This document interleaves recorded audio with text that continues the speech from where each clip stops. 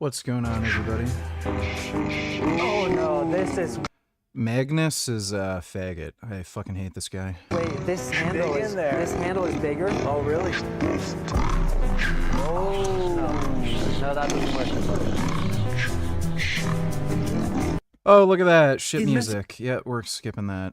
Metal Gear Solid, there are multiple moments where Master Miller gives small hints of his true identity, way before the big reveal towards the end of the game. The first one you can come across is after Ocelot places a timed bomb in your inventory. If you toss it away and then call Miller on the codec, he'll be really annoyed that Ocelot could do something so reckless. That was too close, Snake. Yeah, that was quite a surprise, all right. Hiding a bomb in your items. That's a despicable act. He should never... Well, forget it. You'd better hurry to the underground base. You're almost out of time. During the second battle with Vulcan Raven, if you call Miller, you'll have a conversation about ancestry and linguistics, with Miller knowing more about Snake than he probably should. A Native Alaskan American, huh? Probably Athabasca. They're originally from the same tribe as the Apaches and Navajos of New Mexico. Anthropologically, they're related to the Japanese. There are even linguistic similarities between Athabascan languages and ancient Japanese. You and he probably share many of the same ancestors. Master, I don't remember telling you that I was part Japanese. When you're going back and forth changing the PAL key temperatures, once I didn't know this. you've turned the key warm in the blast furnace, Miller will seem incredibly happy about it if you call him. Almost too happy. The key changed shape. Hurry to the control room. That's the last key. Master, I've never heard you so excited.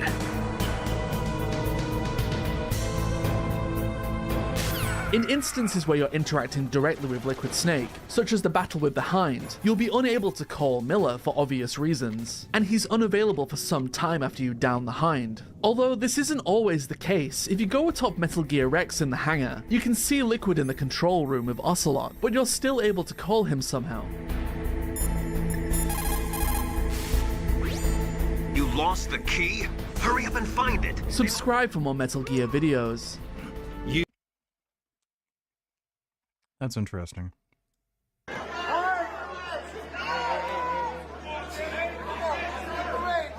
of that, none of that.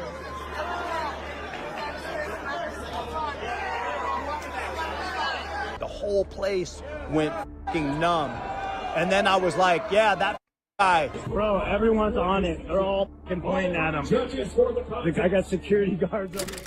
So do you guys remember that piece of shit King Azoulay? You remember that asshole who ran a train with his brother Dylan and his piece of shit friend Mayor on that poor 15-year-old virgin against her will.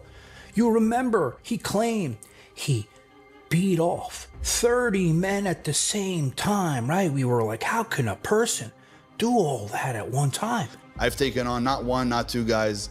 I fought 30 guys at the same time and they couldn't take me out. Well, now, an arena full of way more than 30 men came to beat his ass, and he can't even pretend that he beat him off because it was all caught on camera, and he ended up crying like a little bitch all the way his ass out of that arena, just like he did in high school when he got punched in that Pinocchio lying nose of his. But when I exposed him, you guys remember, I told him, I said, listen, asshole, you want to be famous? I'm gonna make you famous. Just not what you want to be famous for. And now, look what happened to him. Wait until I show you this shit.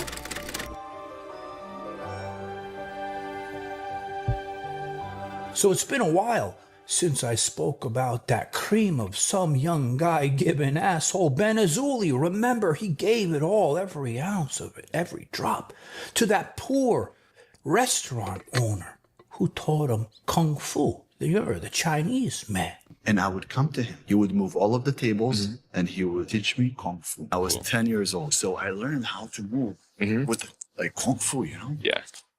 It was different and I loved it. Well, since then, he's still walking around proud, thinking that This guy's people don't genuinely know retarded. what he did. He thought he could mask it all this time, right? So he goes This guy is literally Frank Defano if he was like heterosexual.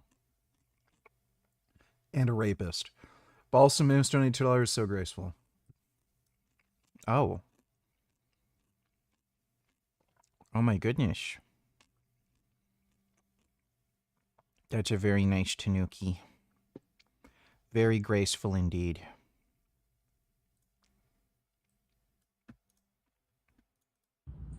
Oh. Dog found a mole. Dog smells the mole. Dog wondering what mole is. My goodness.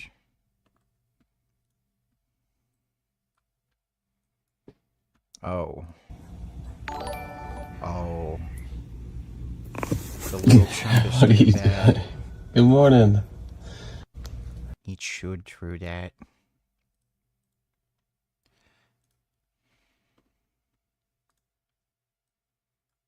Oh, so long. Very, hot dog-like. Or a long pancake.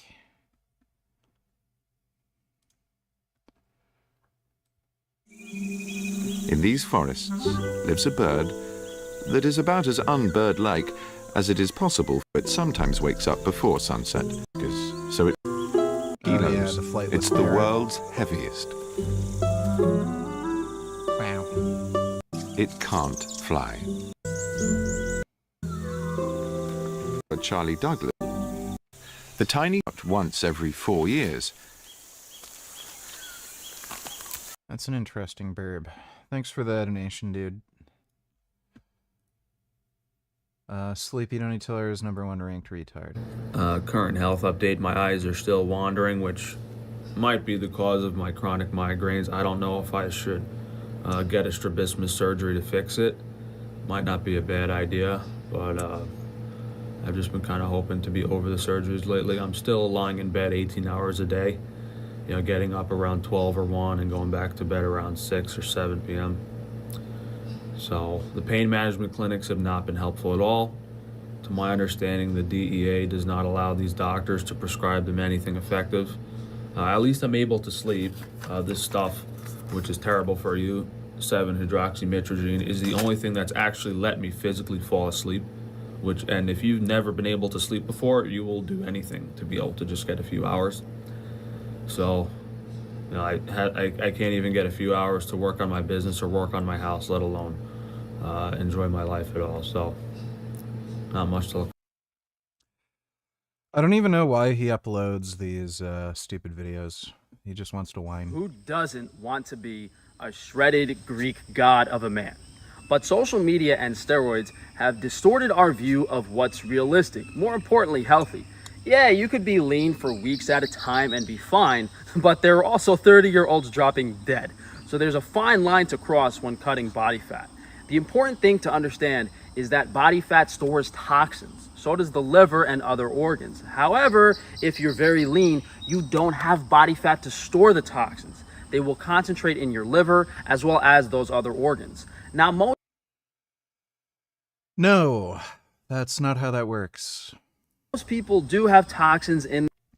Like, by the way, fat is stored in your liver too, so by losing fat, you generally also lose liver fat, and then, like, with his reasoning, you're removing toxins from your liver. Their body and need to detox for several years before becoming optimally healthy, where it would be much safer to then be very lean. So you could be 8% body fat for a week or two, but generally 10 to 12% body fat is much healthier all the time. And if you're really toxic, you might benefit from being 15% body fat and over. He just likes to make stuff up. When I train upper back, mainly rowing movements, whereas lower back is deadlifts and hyperextensions, I separate the back into 3 parts. Upper back, which is the rhomboids and lats. Middle back, which is the inner rhomboids, and lats, the lower inside of your lats. When you do an overhand grip on a row, it tends to activate the outer part of the rhomboids and inner part of the lats, what I refer to as upper back. If you do a vertical grip, that makes it easier to really flex the rhomboids and inner back. Whereas an underhand grip, you can activate the lats. You mean supinated? And lower part of the back. But even with the same grip, when you're doing any row, you can choose which part of your back to flex and squeeze at the end of the motion. You can't really do them all at once, but I'll do 2 or 3 sets flexing my upper back, 2 or 3 sets focusing on the rhomboids, and then 2 or 3 sets really flexing the lats. You guys can learn more from my maximum volume hypertrophy routine on frank-stefano.com.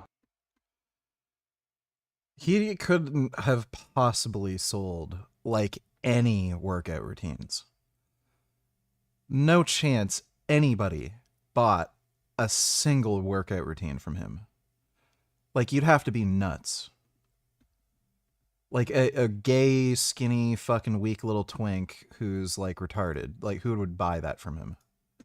Let's make my raw-fed dog some... This is beyond extreme. If you think you need to feed your dog 19 different things for it to be healthy, you're on some wacky, dacky, cracky stuff. And I'm not exaggerating. I think she actually has 19 different things in this photo. The biggest red flag for me is if you're going to try to argue that a dog needs anything in their diet besides meat, it's just not correct. We know for a fact dogs are healthier when they have things like vegetables and fiber added to their food due to randomized trials. So dogs might eat mostly meat in nature. You know, they do eat grass. They will eat like berries or something. They do like end up eating some of the stuff like that's in a creature's stomach. So if they like kill a deer or something, if there's any like grass or moss, they might eat that. But we know this from randomized trials. Like you're talking about decades and decades and decades of canine nutrition research. All these big companies like Purina, Royal Canin, they all pay for randomized trials to formulate the most ideal pet food. So there's a reason why there's not just meat in fucking pet food. These big dog food companies and big agriculture have tried to convince us that dogs eat like humans because those foods are a lot cheaper than meat is. However, if you look in the right places, like we have grass-fed ground beef heart on Frankie's Strange Meat, that's very affordable per pound. I bet you the meat she's putting in that isn't even grass-fed or high quality. So, you know, if a dog's just eating meat scraps and organs occasionally and maybe some fish here and there, that's perfectly healthy. Your dog doesn't need kiwis and seeds and green crap. I'm not gonna take any advice about anything from Frank, but thanks for the donation, Sleepy. Good evening, VG. You look comfy. You had a good workout earlier. I give a mean massage, by the way. If you ever want to feel another guy's hands rub oil against your back and shoulders and relieve some of that tension, I'd be more than happy to do so. Nah, I'm good. Thanks for the donation, James, and I did have a good workout. Ever had a deep tissue oiled massage? Someone with so much muscle mass must be quite difficult to do a real deep tissue massage on. I'd like to practice on you if you wouldn't mind. Would you also be interested in happy ending? Cool face emoji, steam locomotive emoji, aubergine emoji, nervous sweat emoji. No, I'm fine. Thanks for the offer, though. Appreciate the donation, James. If you weren't with Pat, would you fuck a non-vegan girl if she was really cute and it was clear it was not going to turn into a relationship? Just casual sex? Or would you be too turned off by her not being vegan? I'd probably be too turned off by her not being vegan. It kind of depends, like, especially being on steroids, like, you can get ridiculously super ultra horny. So, like, I don't know. It would have to be a kind of unique moment like that. But in all likelihood, no. Thanks for the donation, 21st. What was I going to fucking look up again? Oh, yeah. Somebody said Blaha's live stream.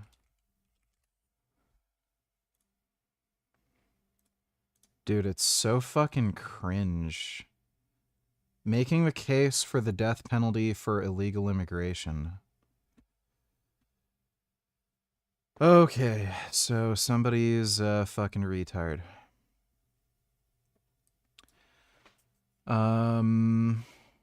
Dude, the AI thumbnails, like, it's clearly not helping him either. It's just so bad. It's like the cringiest fucking shit you can imagine.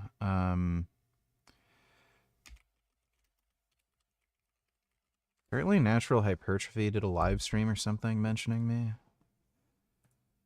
His last upload a year ago.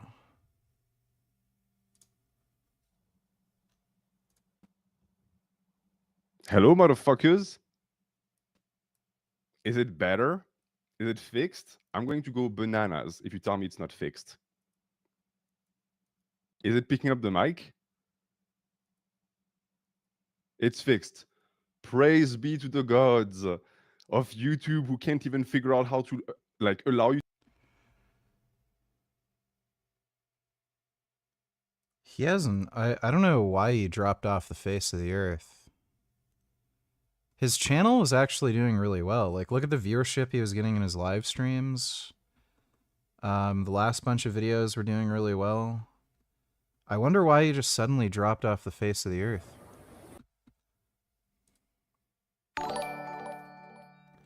So Dodo donated $2. This is stupid. Yes, if you want to. Thank you. Was that the one you took into court? You're the very one. Okay. What was your thinking of taking it into court? And what you were seeing, looking at some passages, what were the relevant passages for you? All right. Thank you for asking me. Thank you. That didn't hurt, did it? A little bit. It was this from Isaiah. You're right. Bear did say, you know, be chilled. Sometimes I lose the chill, man. It's pretty...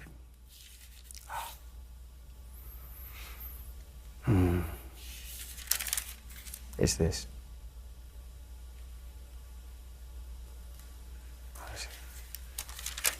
They don't like that, do they, in the old gallery? But remember, you just said it's a hired...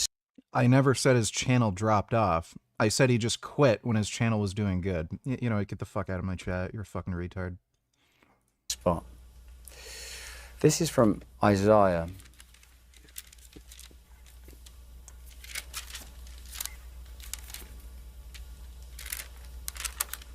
Excuse me.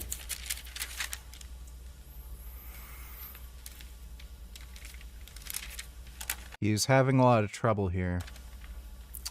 Man, I'm not going to mark it before.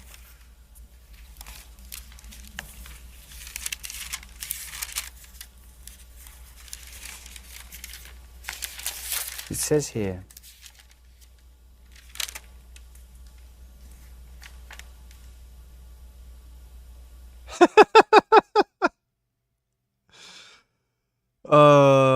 Yeah, he made a good point.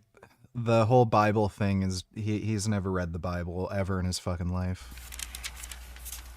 The verse that I was looking at that day was... I can't actually find the verse that I had that day. Jeez. That's bad. So, yeah, the whole Bible thing, he's not a Christian. He just wanted to do this whole thing to make himself look better. What a pathetic retard. I love your mommy. I don't. So Nellie here, she actually was born on a meat farm, and she wouldn't take to her mom, and her mom didn't really care for her either. So the person that owned the farm asked one of his friends to take care of Nellie and bottle feed her so that she could get her colostrum and that she could grow up and she could be happy and healthy, but they wanted her back. The thing is that the person that took on caring for her was vegan. So when it was time to give Nellie back, she said absolutely not, because she loved her and she didn't want to see her go to a meat farm or a goat dairy farm. And so she made her way here to Sasha. She was only a couple months old. We were able to continue bottle feeding her, and now she is a grown adult, kind of a brat, but she's doing Wow, that's a nice goat. really well. We're happy she's here. That's a really nice goat. This link is broken. the electricity grid, which is about 25% or so. Exactly. So 24%, it comes from agriculture and forestry. Why? Okay, he doesn't mention that methane from cows breaks down into CO2 and water after 10 years. I don't know how exactly that's relevant. If you are growing more animals to feed more people, that means there's more methane and more of a greenhouse gas effect. Grass absorbs the CO2 by photosynthesis and their cycle repeats itself. Like, oh my god, dude, it's the dumbest horseshit you could ever fucking possibly imagine. Like, nothing, like, it's, what's the fucking page? No farmers, no food. Like, cope harder.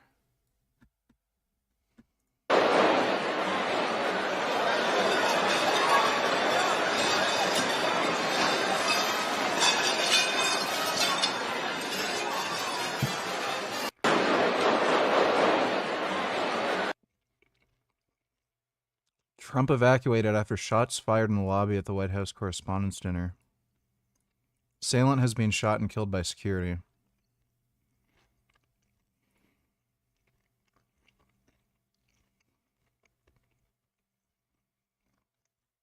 Fucking crazy. I wonder who it was for them to be at the White House Correspondents' Dinner. Thanks for the donation, Dodo. It's kind of weird that there aren't more herbivores. You would think evolution would tend towards animals becoming herbivores because plants are stationary, more abundant and easier to consume, right? Well, there are in fact more herbivores. Thanks for the donation though, Dodo. Unless you count insects or something, I don't know. How are you so educated on so many topics? You'll react to a video where someone makes a very specific health claim, and you'll instantly bring up the exact study to counteract it and be able to explain it thoroughly. Do you read studies in your free time? Well, yeah, and just from making videos, you know, about the same topics. Thanks for the donation, Sleepy.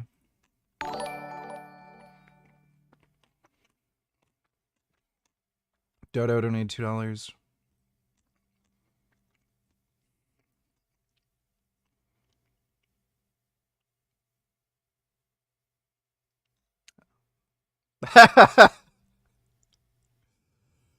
By that goblin or razor? Oh my god.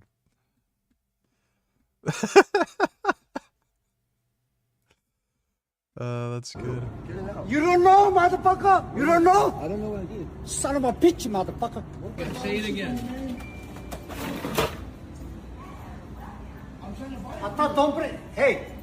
What's wrong? Put the bag. This is mine. I know that's yours. Come here. What's the problem? What's the problem? What's the bag? Come here. Come on. Come on. Let him know he's a motherfucker. Okay. Come on. Come here. No, come on. I said get out. One more time. You don't know, motherfucker? You don't know? I don't know what I did. Son of a bitch, motherfucker. What the fuck is Don't wrong play with with him, my boy. What's wrong with him? He about to knock you out. He about to pack you up. Out. My boy, he about to pack. Go back in there. He packing. What the fuck is going on there? Okay. That guy just seems a little unhinged.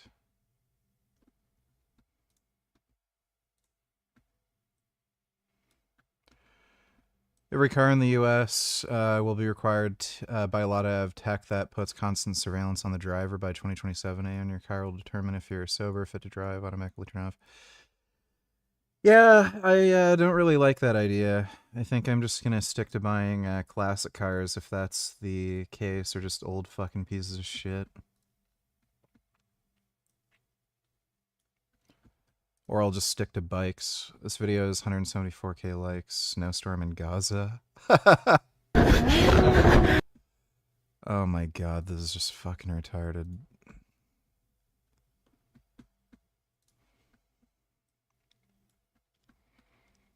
Greta Thunberg's Gaza flotilla is under immense fire after it came to light that Thiago Avila, one of the leading organizers, allegedly sexually assaulted and harassed 3 women on the ship. Allegedly, he probably just hit on them because he was horny, and then they just made up some bullshit story, but who knows. Thanks for the donation, Dodo. Sleepy, don't need $2.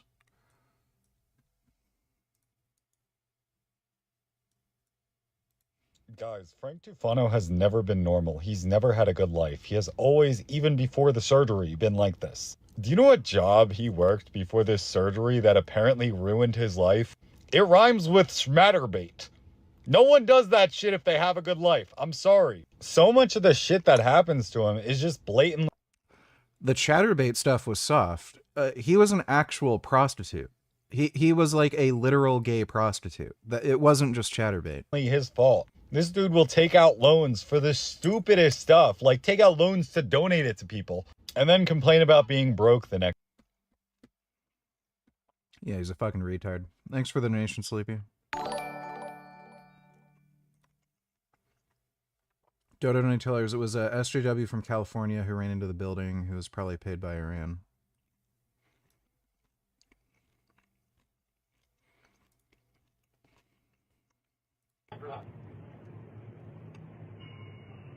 Oh, I see. Shall I post it as soon as he passed down that?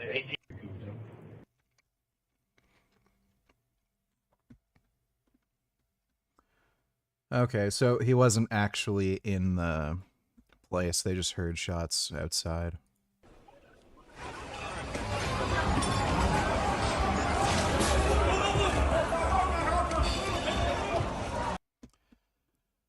Well,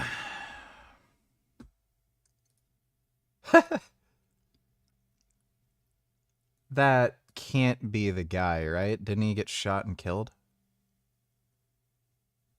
So is that actually the guy? So I guess it's just some wacko from, yeah, some SJW dude.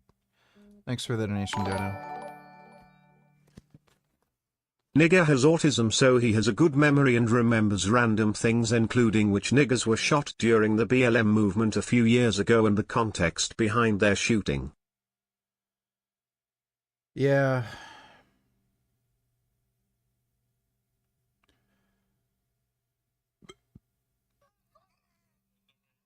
Yeah, that is true.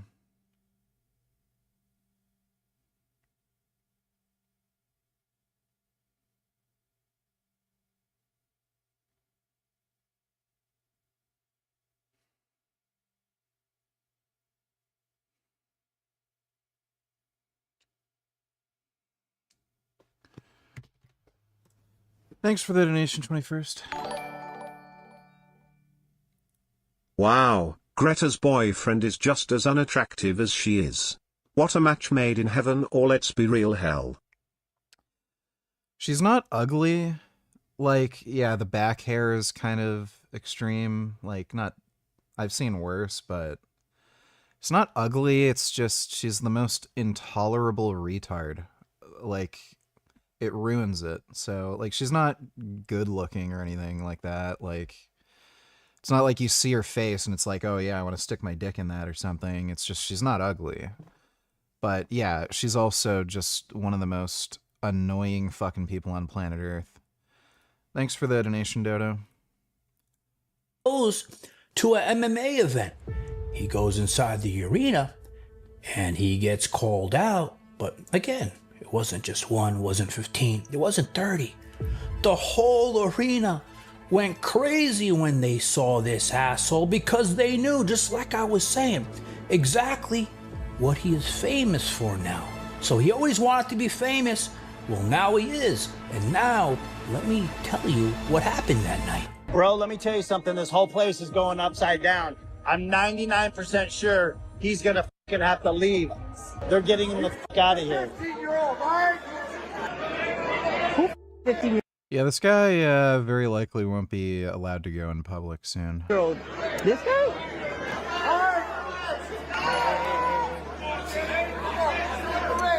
None of that, none of that. Dodo, $22.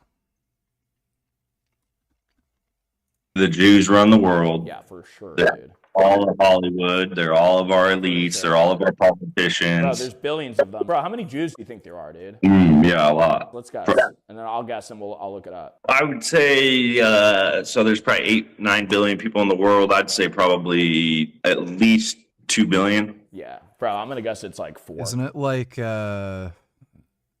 something really small, right? Like 13 million? To be honest, let's look. Bro, there's only 15 million. Yeah, 15 million.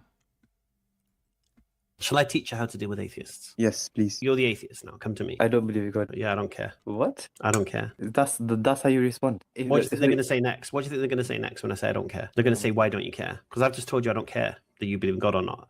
Now they're shocked because you're supposed to be dancing like a monkey for me. Now all of a sudden you're telling me you're not interested in me. And these atheists think they're the most important people in the room. They think they're all intelligent and all this. And all of a sudden they're being told by a religious person that you don't care.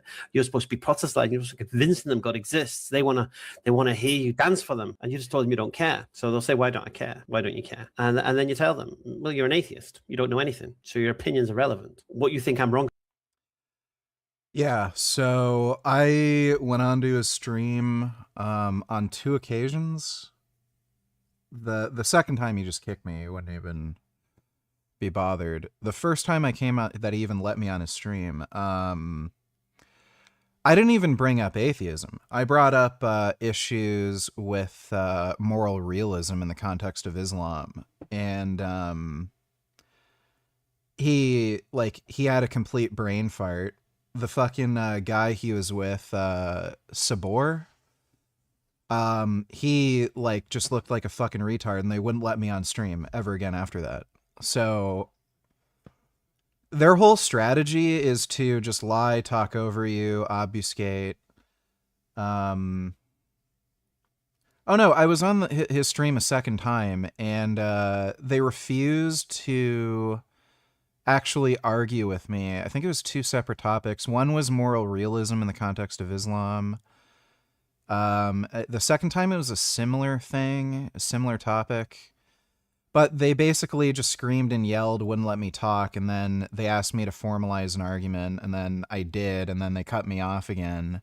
And then then when I finally made my argument, they refused to answer the argument because they said I'm not a scholar in Islam, which is not a requirement for anybody to debate them on their thing.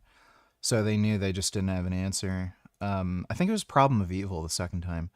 Failed Palestinian suicide bomber released as part of an October 7th massacre hostage ransom spoke remotely to University of California, Berkeley students. What the fuck?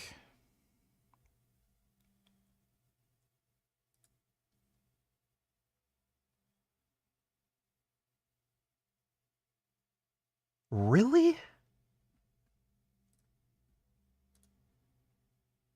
Yeah, of course. Fucking University of California.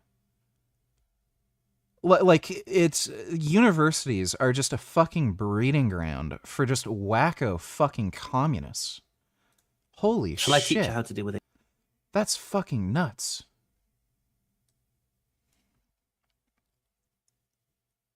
Soon? Yeah. Okay, what is that? It's just a handle I had on Instagram. So it's your handle on Instagram? It was. It's gone now. It's What happened to banned. It just got banned. It gets banned all the time. Have you ever said anything like, think everyone, that's my instincts, that's what my instincts tell me? I mean, I've said it before. It's just jokes. I'm done video. People with the Patreon. So he probably said something that could be construed as a threat of violence or terror attack, and that's why they showed up, and I don't see an arrest, so who fucking cares?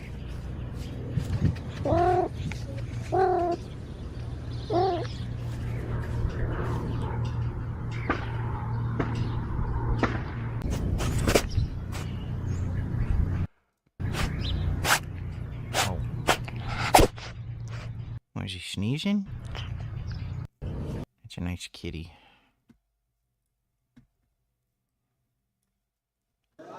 It's under the administrative control of the Fatah Party of 90-year-old Palestinian President Mahmoud Abbas.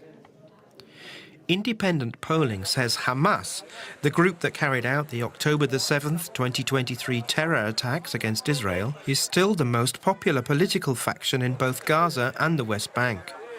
But there are no lists officially associated with Hamas in either territory. The vote in Gaza is being seen as largely symbolic. It's being held only in Deir al-Balah, one of the few areas in the enclave not to have experienced an Israeli ground invasion.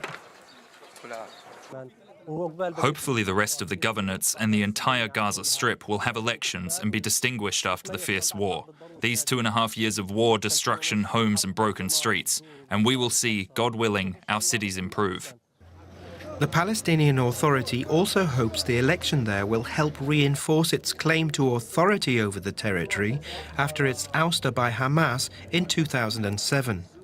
It has, however, faced accusations of being both corrupt and ineffectual.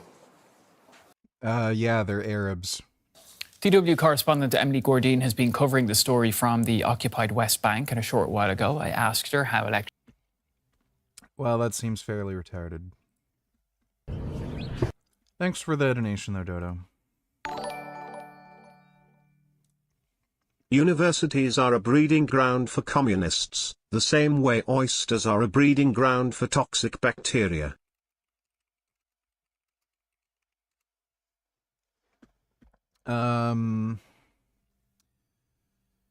Yeah, thanks for the donation, Dodo.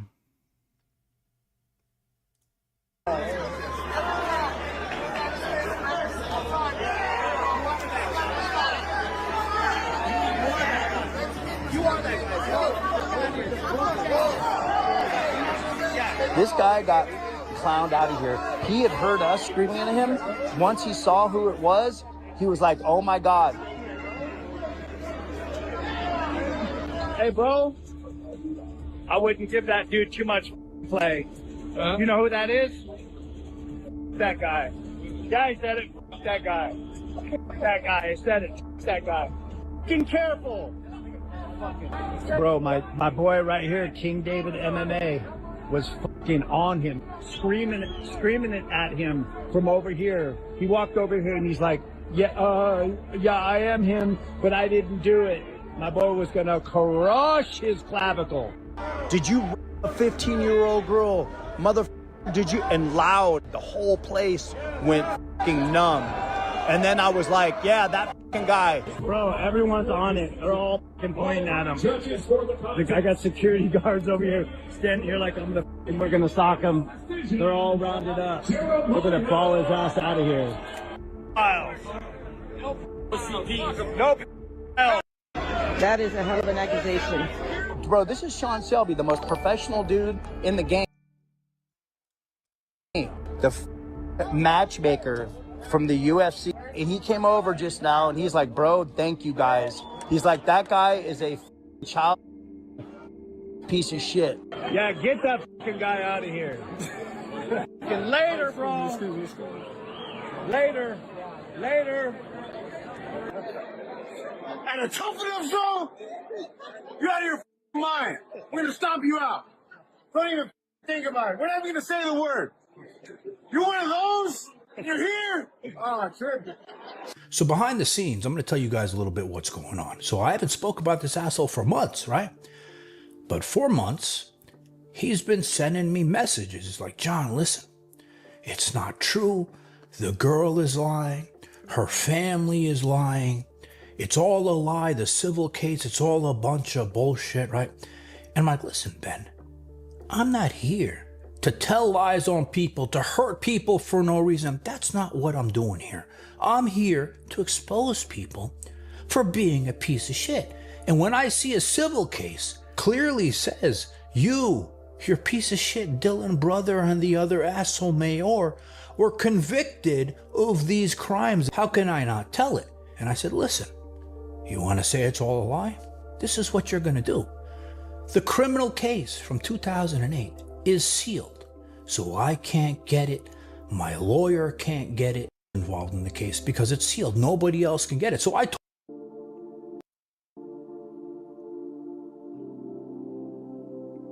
and left. Teresa fatwa against you about Jasmine. That guy is a pussy. I told him, I'm like, you cannot be anywhere over here. Get the out of here. And he left. And he went to another area. And then Sean Shelby and those guys started in on him over there. And then the owners of Tough and all these people came up to me. And once we figured out who he was, they kicked him out. Nice. Yeah, hopefully he's not allowed in public anywhere. That'd be nice.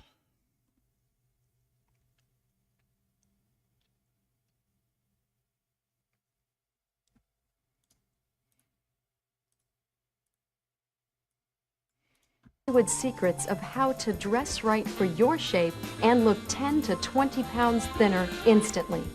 You could spend thousands of dollars on beautiful designer outfits and it could look like a potato sack on you if it's not right for your shape.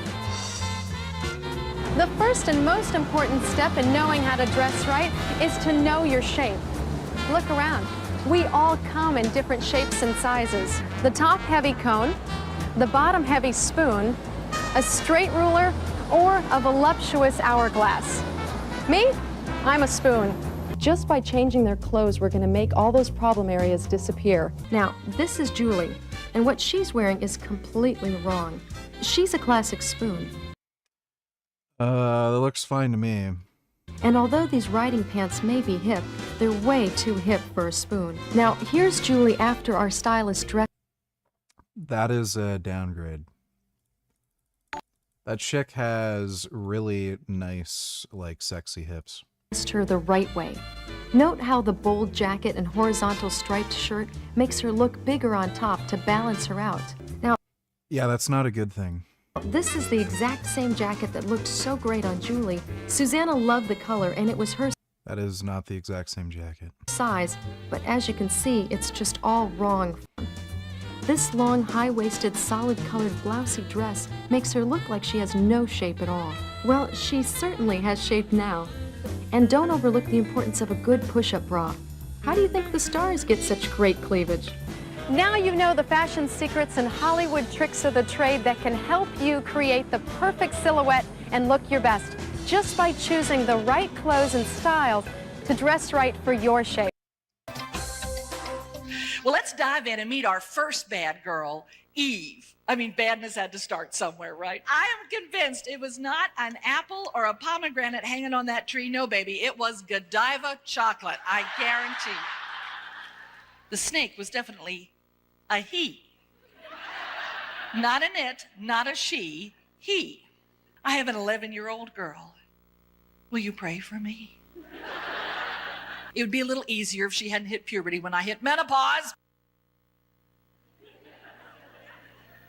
I mean, let's face it, what woman does not like to go out to eat? I wasn't gonna eat it, I was just gonna taste it. Boy, was that one juicy apple. You just bake it at 350 till it stops moving. It's not that hard. Well, I threw the gold in the fire and out came this calf.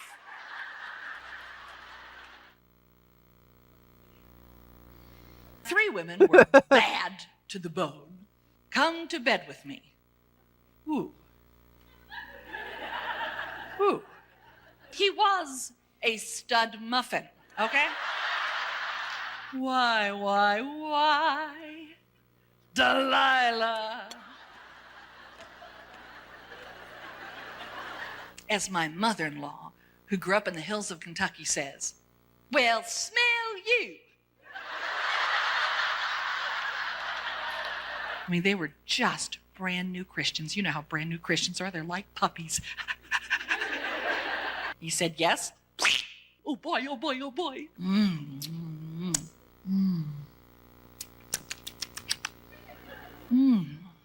Well, ta-da! Duh! Fornicator!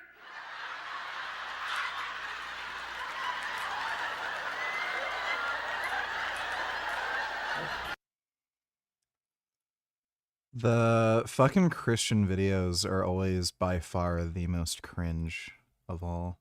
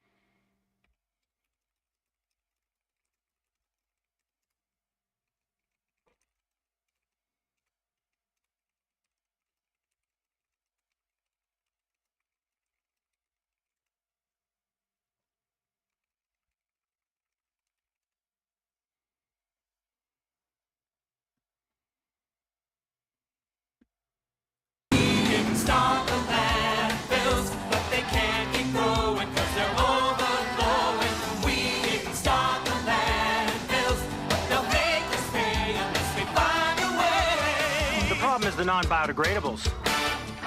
The problem is all the paper. Hey, don't worry about it. The problem is the landfills are just too small. The problem is the Martians, dude. Thank God for the garbage man. I don't think we really have a problem. I tell ya, we got a big problem.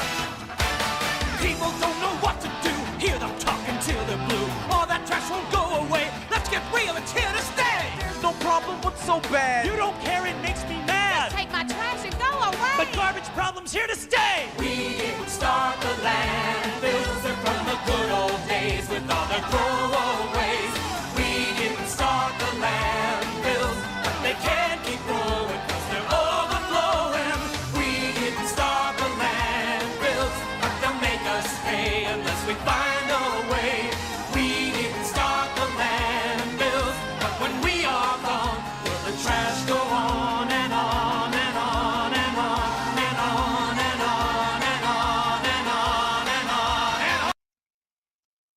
That is so bad.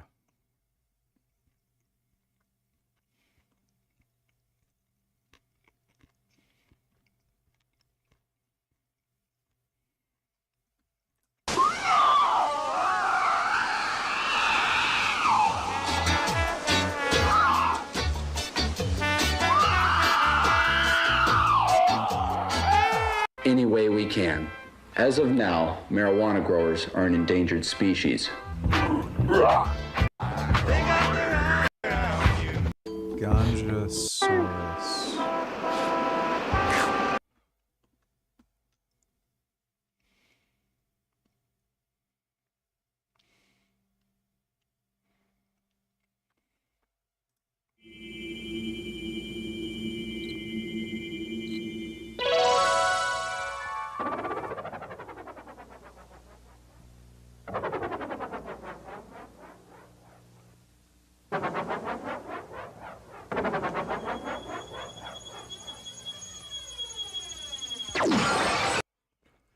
Well, that's the funny thing. Nobody ever proposes an alternate solution to landfills.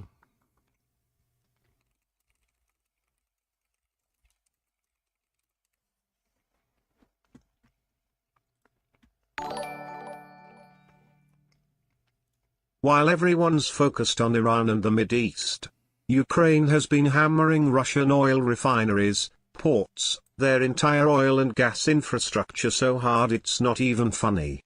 It's surprising nobody's talking about it. Funny how they flipped the script. Well, yeah, it's especially important now for them to do that because Russia could make a lot of extra money from the oil right now, so must be pretty frustrating for them that they can't. Thanks for the donation, Sid.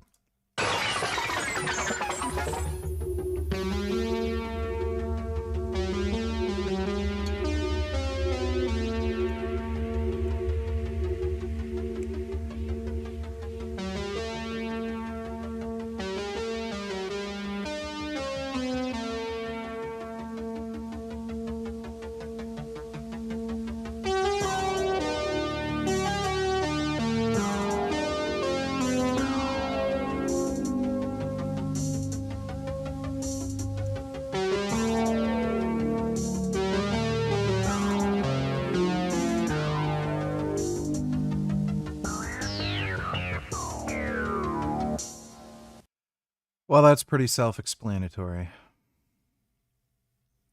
I like this Chuck Norris one.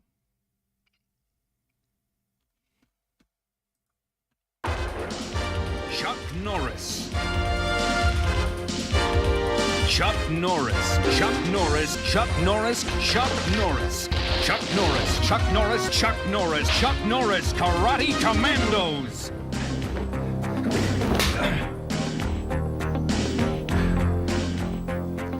Sometimes the things we want most are the hardest to get. That means you have to be even more determined to succeed. But that's what it takes to be a winner. You have to want it bad enough to stick with it no matter how tough things get. And things got pretty tough for us down in Florida with the deadly dolphins.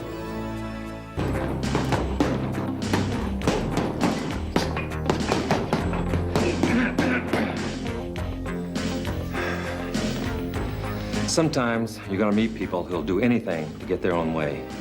You know the kind, bullies who pick on other kids in the schoolyard. They never like to play fair. Just like the Claw when he tried to bully me. That was a close one. The only reason we were able to stop the Claw is because we were better trained. Training requires a lot of self-control. That means giving up a lot of things for a goal. Like when mom or dad want you to do your homework now and watch TV later. It may seem like nagging, but believe me, you'll thank them for it. Think about it. Catch you next time. You know, there are people in the world who believe that violence is the answer to every problem. They're always the first ones to clench a fist or throw a punch. They think they always have to fight. The gang and I ran into the Claw and some of his more nasty friends while we were transporting a state-of-the-art robot on what turned out to be a terror train.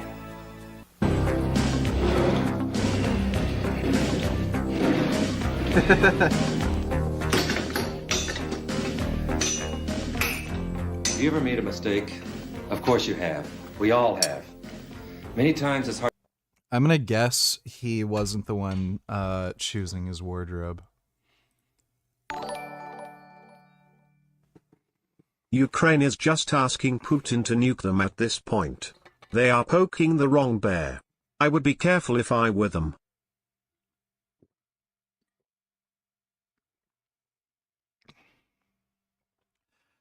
No. Thanks for the donation, the 21st.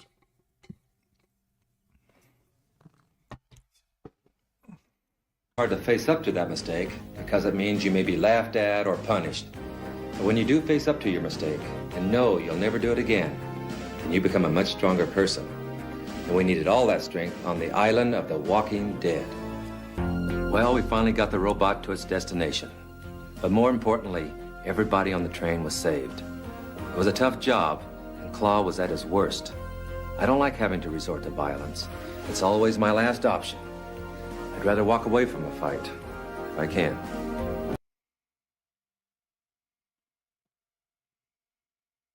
All right, let's get this out of the way first thing. I'm going to say this one time only, then we're moving on. If I catch a single one of you commenting anything along the lines of you need to blow your nose or you sound funny, everybody's getting punished, okay? I'm aware that it's a little nasally today. The situation is under control. I appreciate your concern. Trust me though, I know, all right? Are we clear? Good. Glad we could come to an understanding. Ladies and gentlemen, I am happy to announce that I believe the universe has once again stabilized. Everything is finally back to normal, or I mean, at least things are once again going the way we expect them to. And I say that because once again, the Mr. Beast company is being accused of something heinous. Feels like 2024 all over again. Yeah, so a few days ago, it went public that a former Mr. Beast employee is suing the company over claims of sexual harassment and workplace gender bias. Now, the claims come from a former executive named Lorraine Mavromatis, and I hope I'm pronouncing that correctly. She worked there between 2022 and 2025, and she claims that the harassment of women employees was condoned and complaints were not taken seriously at the business. She also claims that she was fired after, quote, complaining about a workplace that suffered from a lack of basic employment protections. Now, obviously, these are extremely serious claims, and right now everything is just alleged, but to me,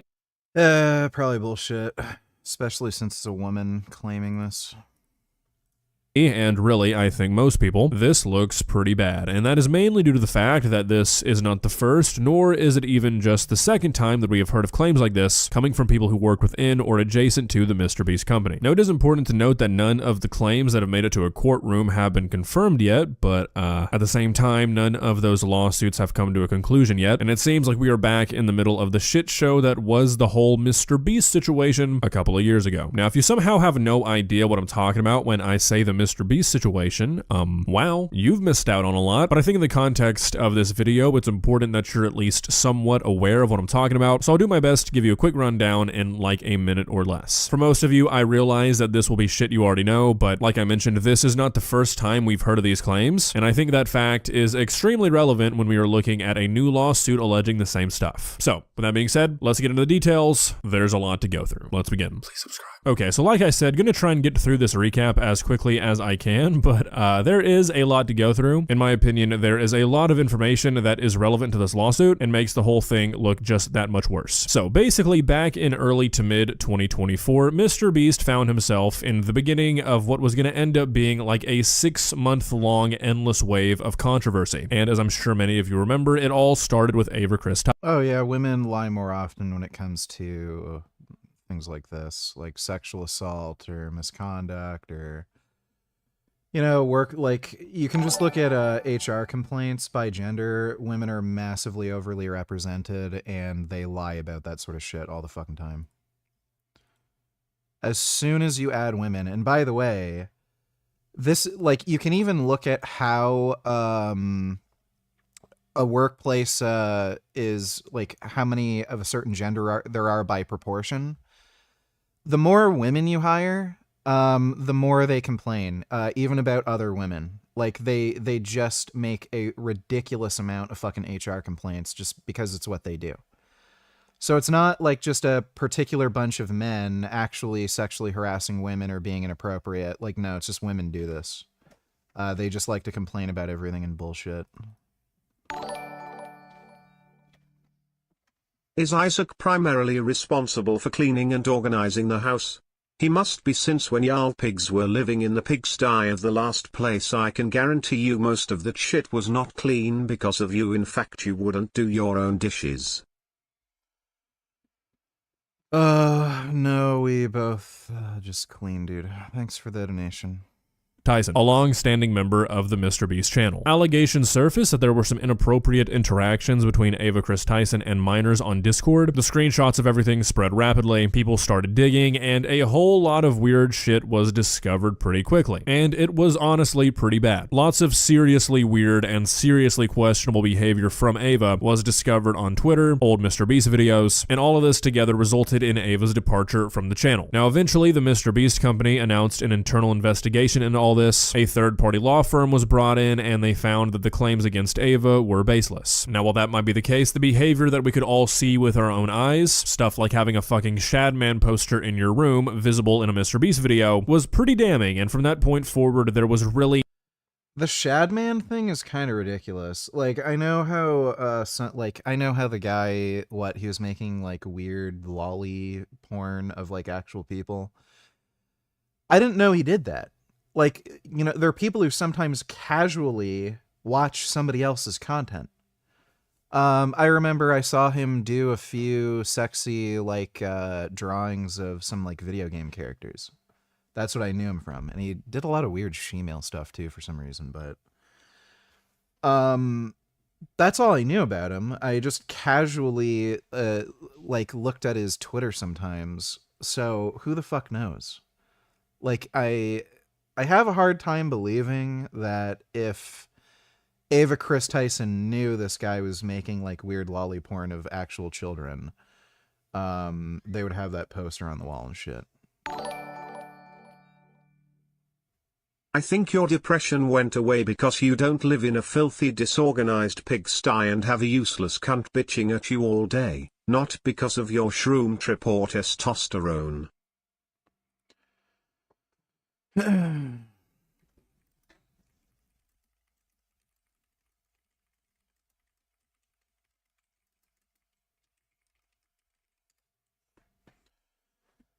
No, I don't think so. Thanks for the donation, 21st.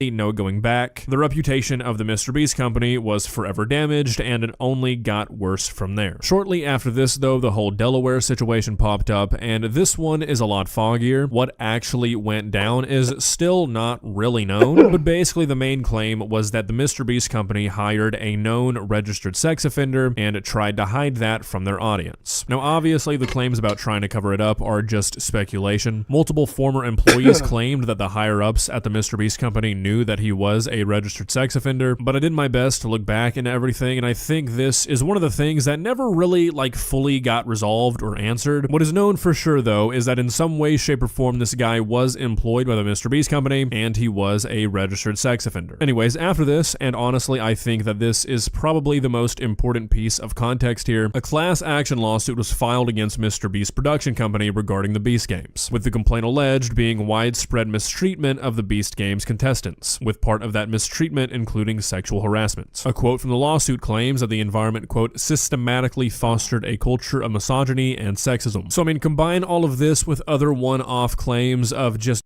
Right, so it's basically dumbass women who don't work as hard as men, who got jealous that other people are making more money than them because they get more work done. Like, that's all it is. This is just horseshit. General toxic workplace environments, including occasional claims of sexism and misogyny. And suddenly, this new lawsuit looks... Oh, sexism and misogyny. Oh no, did somebody tell you to make a sandwich? Oh, when? Like, this is bullshit. A whole lot worse than it might if none of this other shit ever happens. Anyways, so much for that 1 minute long read. Congratulations, you're banned. See you later. Oh wait, what did the thing say? Yeah,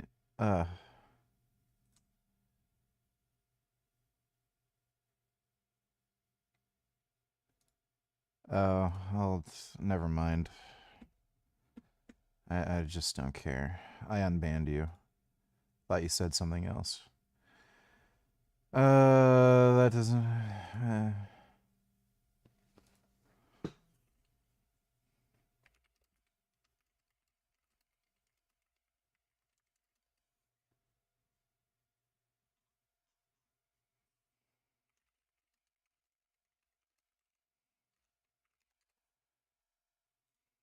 Recap, I did the best I could. I think that's as quick as anybody on the planet could have done that. Let's take a look at what we know so far about this brand new lawsuit. So, like I mentioned earlier, this lawsuit was filed by a former executive at the Mr. Beast company named Lorraine Mavromatis. And the main allegations of this lawsuit seem to be mistreatment of employees based on workplace gender bias and sexual harassment. More specifically, this article details that the lawsuit is accusing the Mr. Beast company of violating federal law that entitles eligible employees to take unpaid job protected leave for qualifying family and medical reasons, including childbirth. Mavromatis also filed a complaint with the U.S. Equal Employment Opportunity Commission alleging discrimination on the basis of sex, pregnancy, and retaliation. She claimed that she was working non-stop following her baby's birth, including while she was in the delivery room. She said in an interview, quote, "I was still..."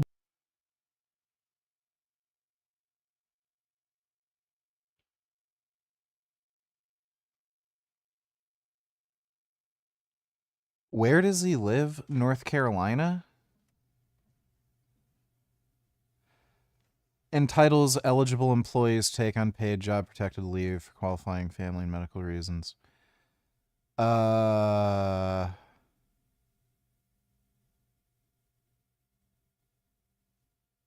Okay, is she a qualified employee? Like, what exactly was her contract?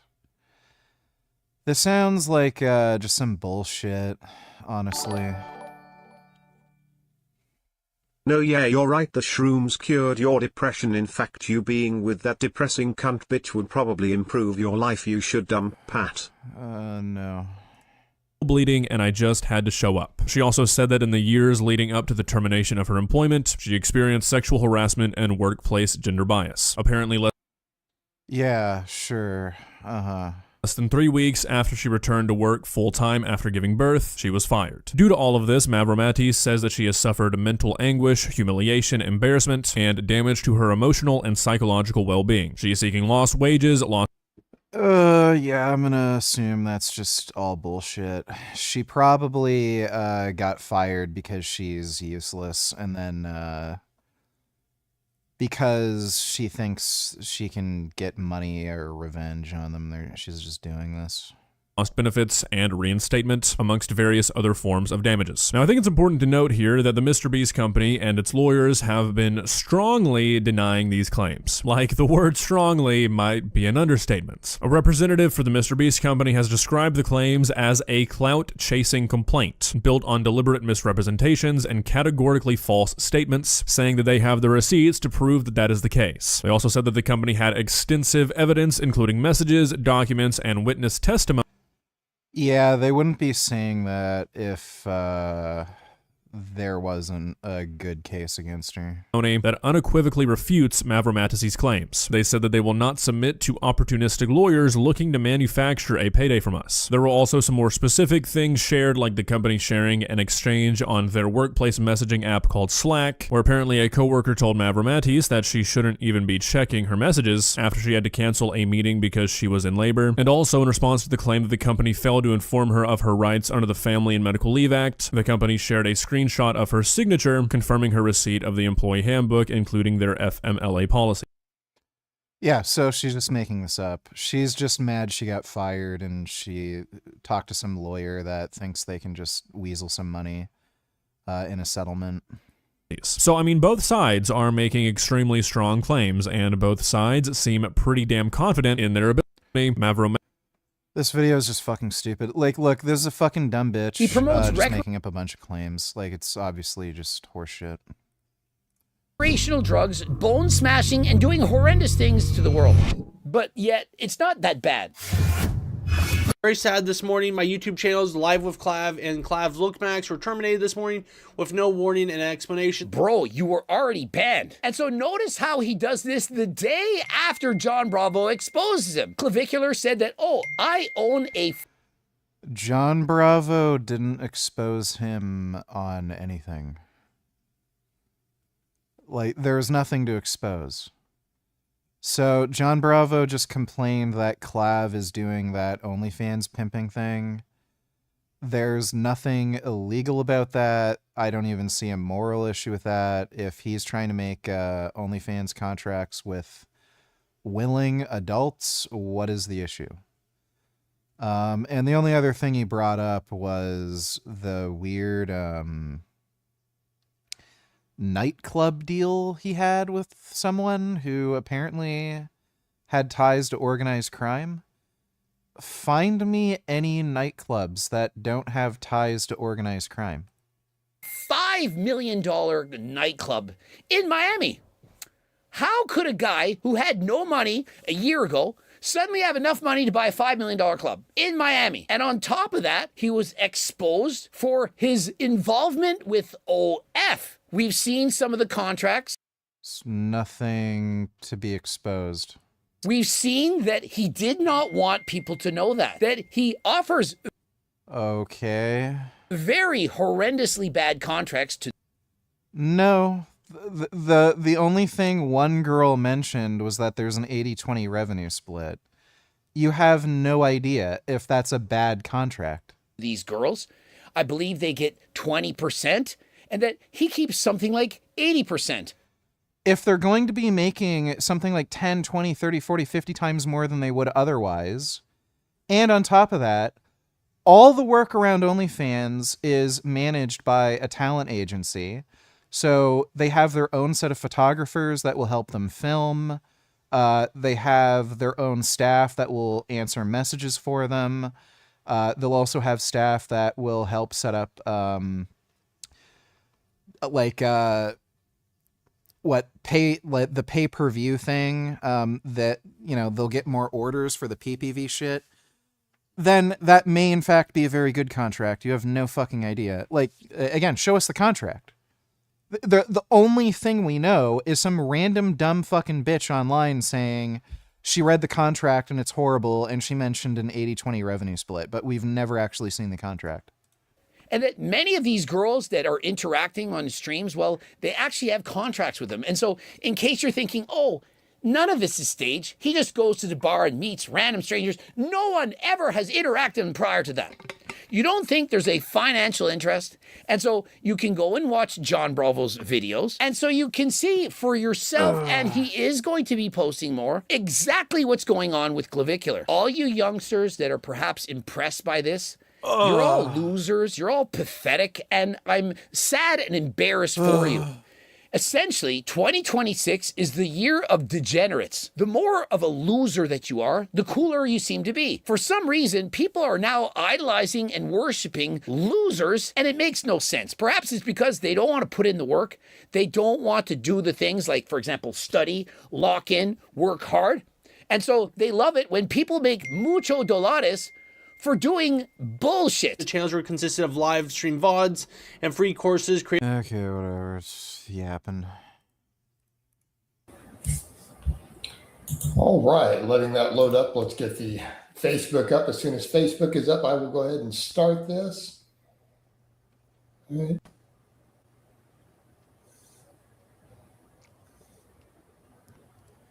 You realize there's people who make like 10, 20, 30, 40, 50 million a year on OnlyFans. So if you can get that amount of gross revenue through an agency that has an 80-20 revenue split, you're still a millionaire. Again, versus you doing it all on your own and only making a few grand a month. So, like, again, why is that a bad deal? Like, make an argument. All right, and Facebook is live also, live everywhere. Hey, everybody, it's Jason Blaha here. Thought I would cover some politics, current events for you guys.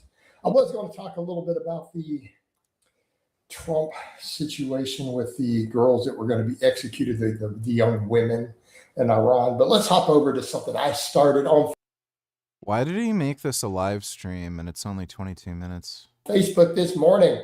And I love to do these hyperbole topics, and it's funny because people don't get it, and they don't understand politics or how things are negotiated. So when you come up with these extremes, people don't grasp it. This is how people argue in politics. This is what the left does, and this is why we lose all the time. So you have to understand that. I'm not necessarily saying that we should be extreme. This doesn't work. So when the other side is saying something like, all right, what's going on, Ryan, client Ryan? You're going to have to debate with and negotiate with. Yeah, that's just too boring to bother fucking dealing with. Far too boring. 5 years and $724,637 of crowdfunded money to test whether rapamycin would improve muscle performance when combined with exercise, and our results have just been published in the Journal of Cachexia, Sarcopenia and Muscle, and they did floor me when we first calculated them. So here to discuss the results is one of the co-authors of the study, Professor Matt Kaberlein. So Matt, you know the preclinical rapamycin research better than anyone, so why are you excited about rapamycin's potential role for human health? And when I first contacted you all of those years ago, why did you want to be involved in this particular study? Sure. Well, first of all, Brad, thanks for having me on again to discuss the results of this study. As you know, I've been studying the biology of aging for a couple of decades now, and done some work on rapamycin in particular over that time. And work from my lab and from many others in the field. 5 years ago, when you were first starting to think about this study, had really placed rapamycin as the gold standard for a drug that seemed to slow aging, increase lifespan, broadly improve health span in laboratory animals, and all the way from very simple organisms like yeast and worms up to rodents. What do roids matter if a 140-pound jitsu twink can clap you? Why is your channel? And so, from that perspective, it seemed to me to be very reasonable to want to ask, is there evidence that rapamycin can have an impact on health span metrics in people? At that time, I had also started on a series of... It's a fucking immune suppressant. Like, it probably doesn't do shit other than, like, increase your likelihood of being sick. Clinical trials in companion dogs living with their owners in the real world, testing rapamycin. And there, the results I would characterize as preliminary, but we're also looking positive for things like heart function, activity, and quality of life. So we had a little bit of indication, first of all, that rapamycin could be tested safely in a clinical trial setting, albeit a veterinary clinical trial. And, at least directionally, it looked like certain health span metrics were improving in the context of aged dogs living in the real world. So for that reason, to me, it's I still believe that rapamycin is our best shot on goal if we want to pick a single drug to look at in the context of biological aging in humans. And so, of course, it made sense to want to do what I could to help you get this clinical trial off the ground. And of course, I like to do cool stuff with cool people. You're a cool dude, so it seemed like a no-brainer for me to do what I could to help out. Yeah, thanks, Matt. And with the design of the study, because some people have been asking, why didn't we do a lifespan study? And if we did a lifespan study in humans for, that would take decades. So, one of the reasons why... John Penis donated $2. Today I want to talk about a very specific topic that a lot of people, a lot of men think. Low testosterone or something deeper. Well, this is about to get very gay, I can already tell.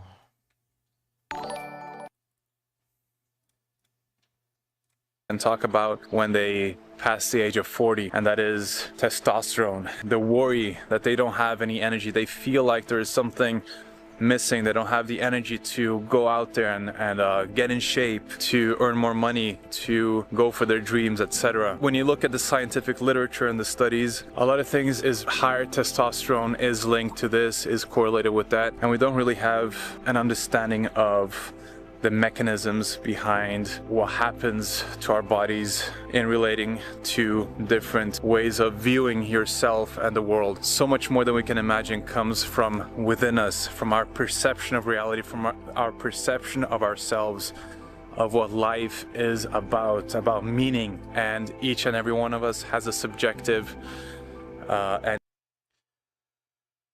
He likes to use words that he thinks sounds nice, but it ends up just not making any fucking sense.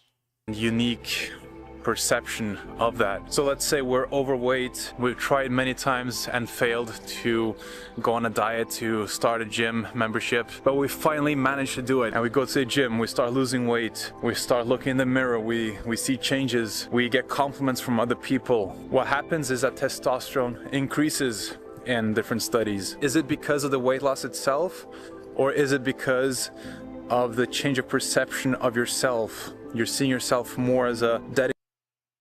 It's because of the weight loss. Like, oh my fucking god, dude.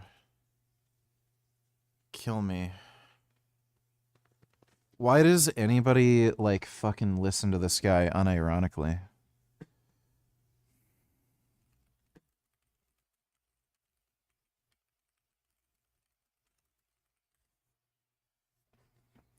Dedicated and disciplined person. You're seeing yourself as a more good-looking person. Those mental states and those stories that we tell ourselves are the main driver and the main reason for that increase in energy, not the actual working out itself. Although working out does have a short-term endorphin release that does make you feel good, it's how you're thinking about yourself, how you're thinking about your actions, and how you perceive other people perceiving you in a more positive way, and you feel more victorious than before, which is one of the things that we do have some scientific studies on, which show that people who won competitions had more post-competition testosterone than the ones who lose. Even in studies where they trick, it's like a placebo study, they made someone believe that they won, and for those who believed that they won without actually winning, they also saw an increase in testosterone in those subjects compared to the ones.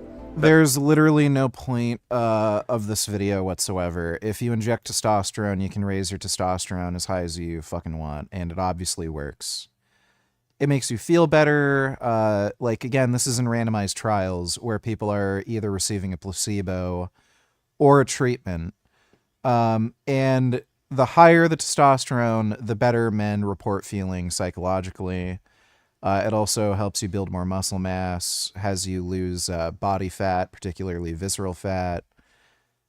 Like, what is the point of talking about any of this? Oh, somebody with a, like, 350 test got a 10% boost in their testosterone after winning a soccer game. Nobody fucking gives a shit. I believe that they didn't win. And so that just goes to show how much our mental states, our beliefs come into play here. It's not to say that we have to feel like we're winners every single day, that we're crushing out competition. It's about having that perception that you are doing good, that you are actually moving in purpose, that you are... Okay, shut up. We selected muscle, is that if we could improve aspects of muscle function, that would significantly improve, markers of frailty and that type of thing. And one of the things when I was looking through the rapamycin literature that caught me, and again, this informed the design of the study, is that it seems that in aged human muscles, we overactivate mTOR complex 1. And rapamycin, it blocks mTOR. So one of the issues if you overactivate mTOR complex 1 is that you don't allow another process called autophagy to happen.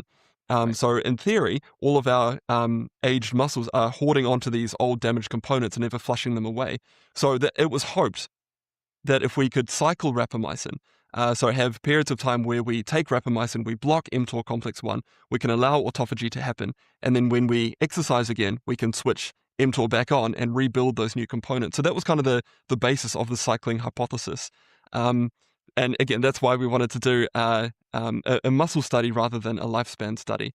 And yeah, the number. So when I first pitched this idea about 5 years ago, I was actually looking through the YouTube analytics about this. I didn't kind of realize how expensive these. Little Richard the first demand types of trials would be. So yeah, it was a lot of the 5-year journey was actually trying to figure out ways to actually get that funding. But without further ado, is any other bits and pieces that you wanted to go through in the study before we actually go into the results? I think one thing I would add to the comment you just made, actually two things. One is, I agree with your characterization that there's evidence for mTOR hyperactivation, or at least suboptimal activation of mTOR in aging, in muscle in particular. One of the consequences of that is impaired autophagy. There are other consequences. Yeah, I'm going to play the new James Bond game. Including mistranslation of proteins, inefficient mitochondrial function. So I just want to be careful not to suggest that autophagy is the only reason actually to think that rapamycin could be beneficial. And I also want to mention there's an additional line of evidence supporting looking at muscle function in aged people, which is that in rodents, it's not an apples to apples comparison to what was done in this study, but there is evidence, I think better in rat than in mice, but even in mice, that in the context of normal aging, rapamycin can protect against muscle degeneration, sarcopenia, maintain body composition better. So there was preclinical data to suggest that this was a reasonable health span metric to look at. And I think it's important to put that out there, because there is a perception that inhibition of mTOR is always going to be detrimental to muscle function, because it's been well characterized for many, many years in exercise physiology that you need mTOR activation to build new muscle. And so I just want to lay that groundwork to say, this wasn't a crazy idea. There were plenty of reasons to think that this was a logical thing to measure as an endpoint or series of endpoints in a human clinical trial. In terms of how we actually designed the study, what we wanted to do is try and make sure that the protocol that we were giving patients was actually going to be what patients could do in the real world. So what we did is we took 40 participants. Half of them took low test beta fag. Tellers love you. I'd love to get on test for mental health reasons, but I live in the States and I don't know if I'm too young to get it prescribed. Early 30s. What would you suggest? Okay, so you're clearly retarded. So if you have hypogonadism, you can get it prescribed at any age. And you can just order it online. So just do that. Thanks for the donation, low test beta faggot. sirolimus or rapamycin 6 milligrams, and the other half took placebo, but both groups were exercising.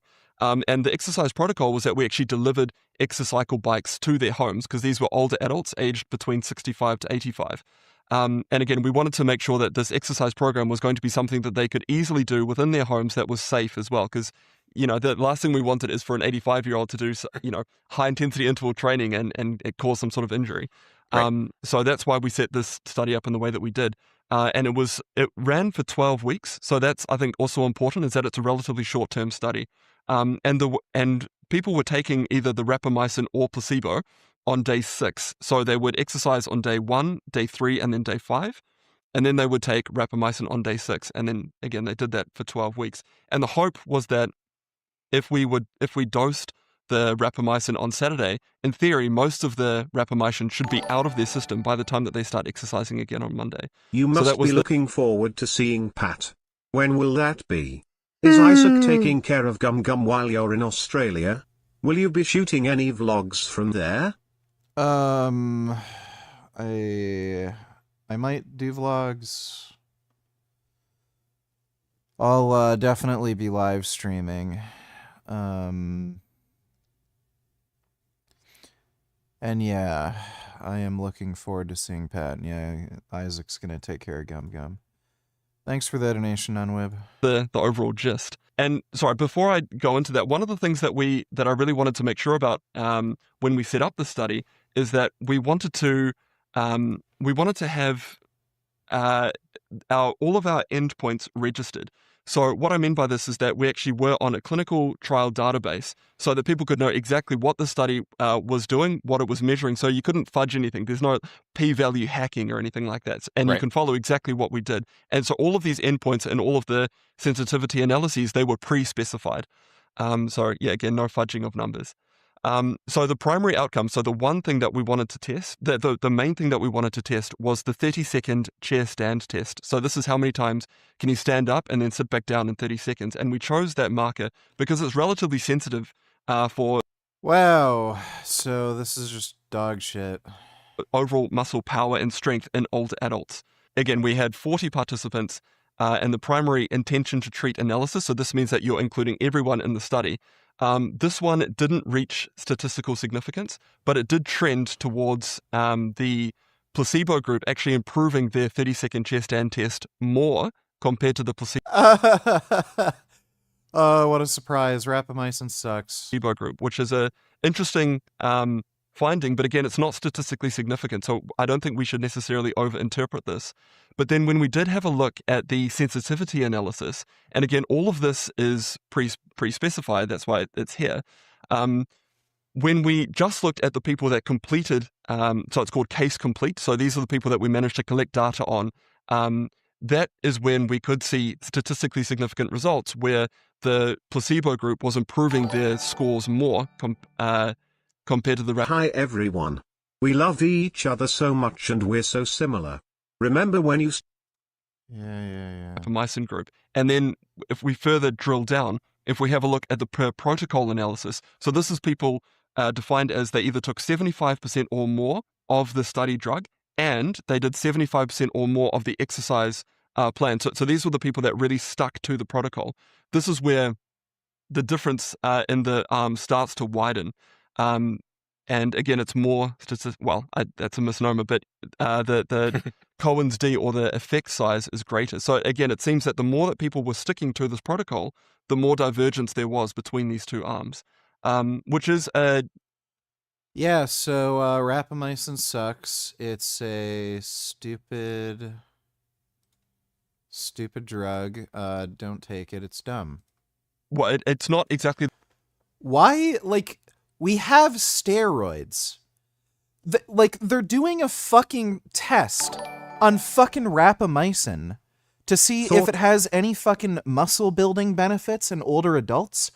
We have steroids. In all likelihood, most of these men are either hypogonadal or near hypogonadal anyway. Like, why are they not on a fucking TRT protocol? Why isn't this a fucking TRT study? Like it's just, like, what are we fucking doing? It's so retarded.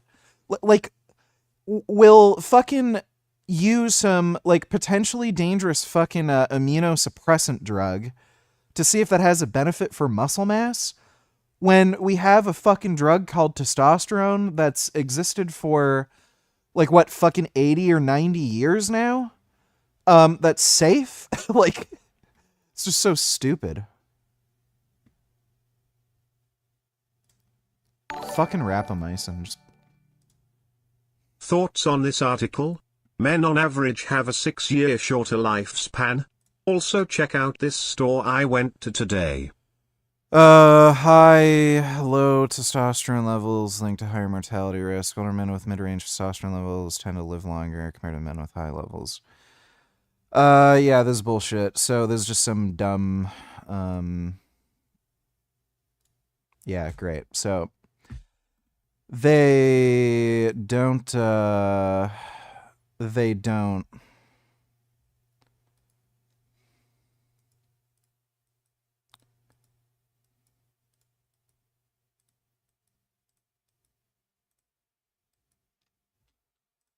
Okay, so they don't link. This is just a stupid fucking article. Basically, what I'm assuming is I've seen this in other similar research like this. Blood pressure was the main contributing factor for why men with higher testosterone had higher mortality in certain groups. I don't particularly know why that is. What you'll often find is that certain things like cigarette smoking or nicotine use is associated with higher testosterone. So if you're, it's arguable if it's a chicken or the egg thing, but men with higher testosterone, they tend to have a higher propensity to drink, smoke, use other recreational drugs, and they might have other bad habits like eating more sodium. But basically, when you just control for high blood pressure, those associations go away, and you don't see higher mortality rates with people with high testosterone.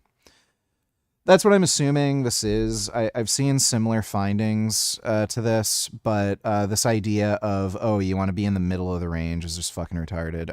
There's about 4 or 5 other major prospective cohorts that found men in the upper quartile of the testosterone range, over 1,000. They had the lowest risk of mortality. So I'm assuming it's just a blood pressure thing.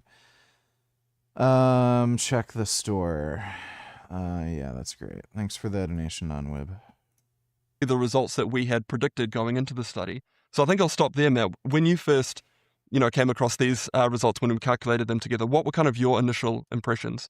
Sure. So a couple things I would say up front. So first of all, I want to emphasize what you said, which is that all of this was pre-specified. I really think this clinical trial was done to the very highest standards you could really possibly do a clinical trial to in terms of rigor. People can criticize the sample size and the length and duration of the study and all of that, but in terms of the design and really trying to take a rigorous, unbiased approach, I think you did everything that could be asked, should be asked, and so that really provides confidence in at least the interpretation, right, of the outcome. And so there's 2 pieces here that I think are really, really important. So one is it did not hit statistical significance for the primary endpoint. And that's the most statistically rigorous analysis. Even though the sensitivity analysis was pre-specified, it is a less robust type of analysis that breaks randomization. So I think it's just important for people to appreciate that. It's not p-value hacking, but it is predisposed. Dude, before wasting all this money, nearly $1 million fucking dollars, I could have told you this was fucking stupid. Fucking Brian Johnson stopped taking rapamycin because he kept getting fucking ill. He was getting sick constantly. And when he checked his biological aging thing, it was actually increasing faster on rapamycin. What a fucking surprise. So, it's just garbage. And the guy had issue maintaining muscle mass on his low-calorie diet. What did he do? He went on testosterone. Oh, what a fucking surprise. Why in the fuck would you bother investing in any human research on rapamycin at this point? It's a fucking worthless, stupid drug that only people who've undergone organ transplants should be taking. Like, it's just idiotic to fucking look into it for aging research. Just beyond stupid.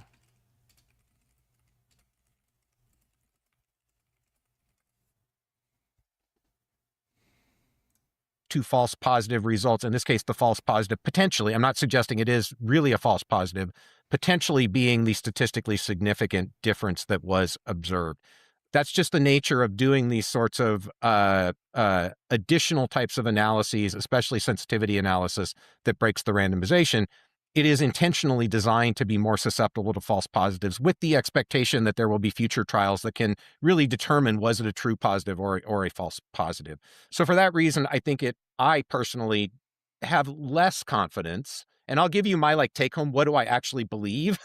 But just from a pure statistical perspective, I have less confidence that there is a Gummy has stronger arms than Frank. Real statistical difference between rapamycin and the placebo group, because you only see that in the sensitivity analysis. Having said that, the other thing I think that's important to appreciate is, regardless of whether that's a true difference, both groups showed improvement. The one interpretation, which is really where I land, in terms of what I believe in my heart, is that the placebo group improved more than the rapamycin group. Or another way to say that is rapamycin attenuated the improvement in function in the chair stand test, right?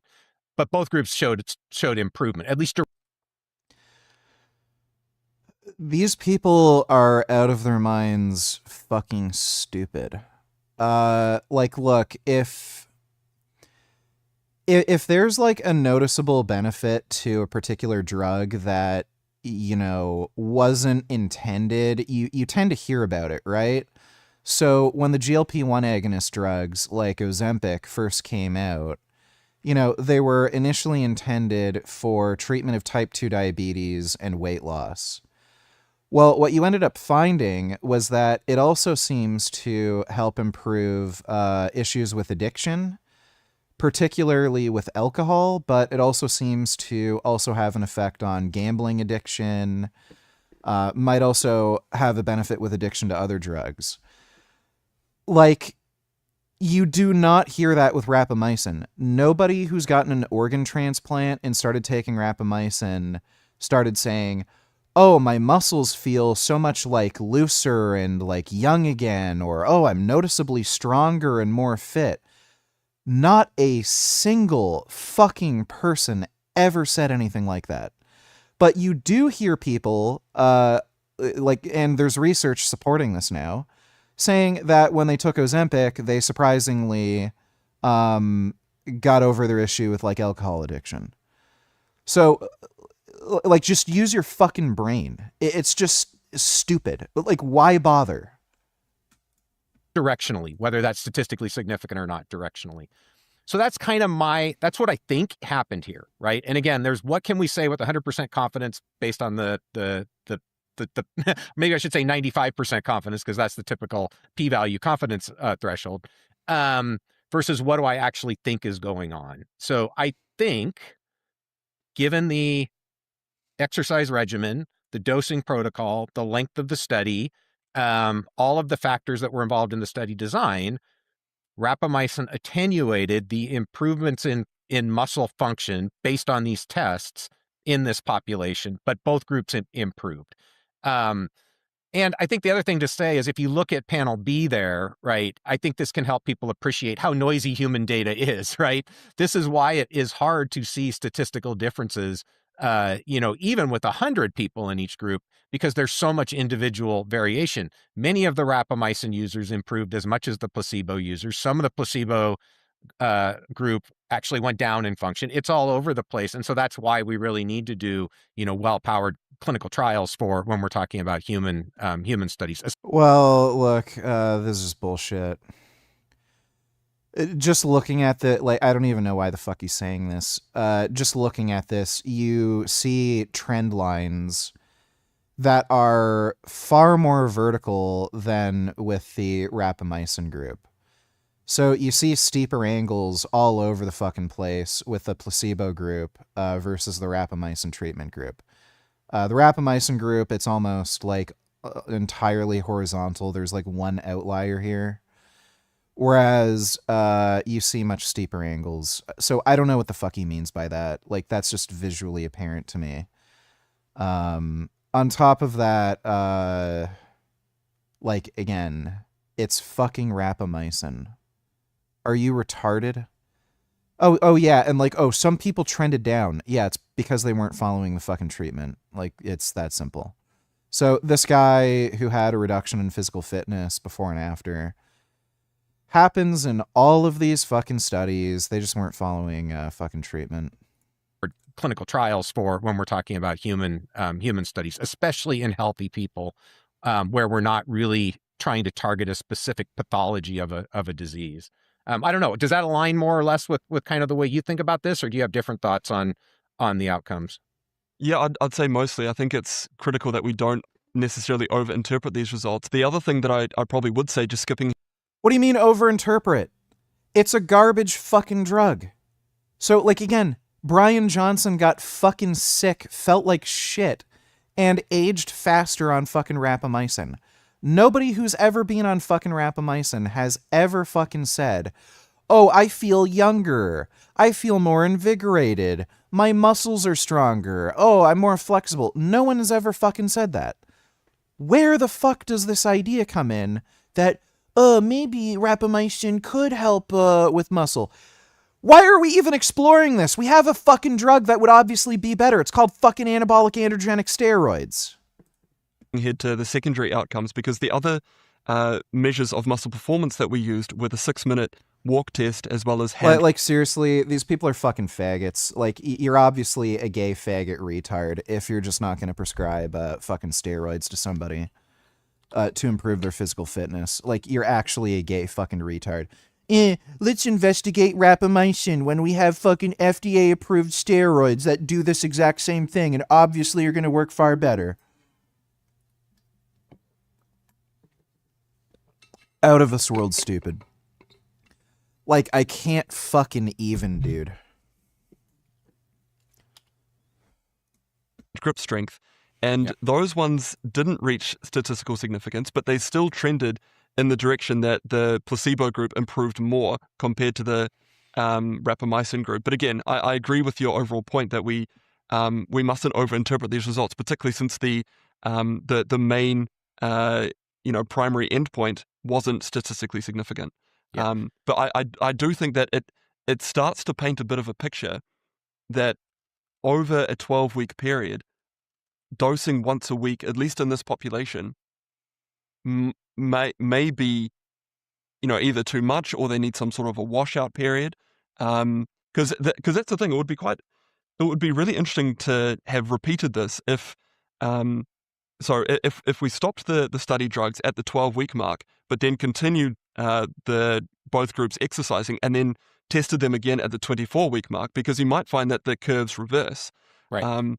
But again, I think that over at least a 12-week period in this population, I think this data starts to paint a bit of a picture that, maybe the dosing protocol might not be optimal. Yeah.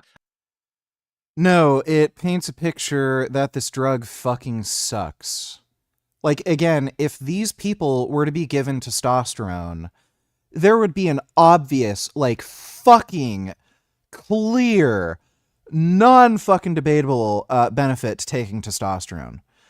Now they're fucking saying, oh, well, we need to, like, fucking micromanage the little tiny fucking dose of this extraordinarily expensive drug, and run the tests again to see if, oh, there's like this microscopic like difference in fucking quantity that might... What are we fucking doing here? The more steroids you take, the fucking bigger and stronger you get. Why the fuck are you fucking around with fucking rapamycin? I mean, I think that's a very reasonable hypothesis, right? And so obviously, in a perfect world, we'd be able to test that hypothesis. Hopefully we will, or someone else will be able to. No, they're retarded. Why would you waste your fucking money? Like, what they should be doing is just investing in more steroid research. Like, that's it. And there's a company that's doing that. They're making deuterated testosterone. So it's testosterone that is resistant to aromatization. Like, I don't know why the fuck, like, it's just so silly to me. We were able to come up with, well, actually it was more than dozens. It was literally over 100 different anabolic androgenic steroids, around the 1950s and 60s. It's just that most of them didn't end up coming to market because they weren't very good. But we, like, again, all of the anabolic androgenic steroids that are used today, they all came out around the 1950s and 60s, with like one exception. I think Anavar might have been made later. But these are very effective, very safe, and very old drugs. Why in the hell aren't we just researching steroids more? But instead, rapamycin, a fucking drug that makes you sick, makes you prone to fucking illness in an age of pandemic disease where we just had, like, it's an endemic at this point. We just had that fucking crazy COVID-19 pandemic. We're about to have a fucking another flu pandemic, and they're making a new flu vaccine based on that mRNA technology because they know it's about to happen. Yeah, let's make a fucking drug that destroys your fucking immune system and makes you more prone to sickness in an age of pandemic diseases so that we can live longer, even though there's no indication in humans it helps anybody live longer. But we fed it to a rat. The rats lived longer. Like, fucking kill me. It's just...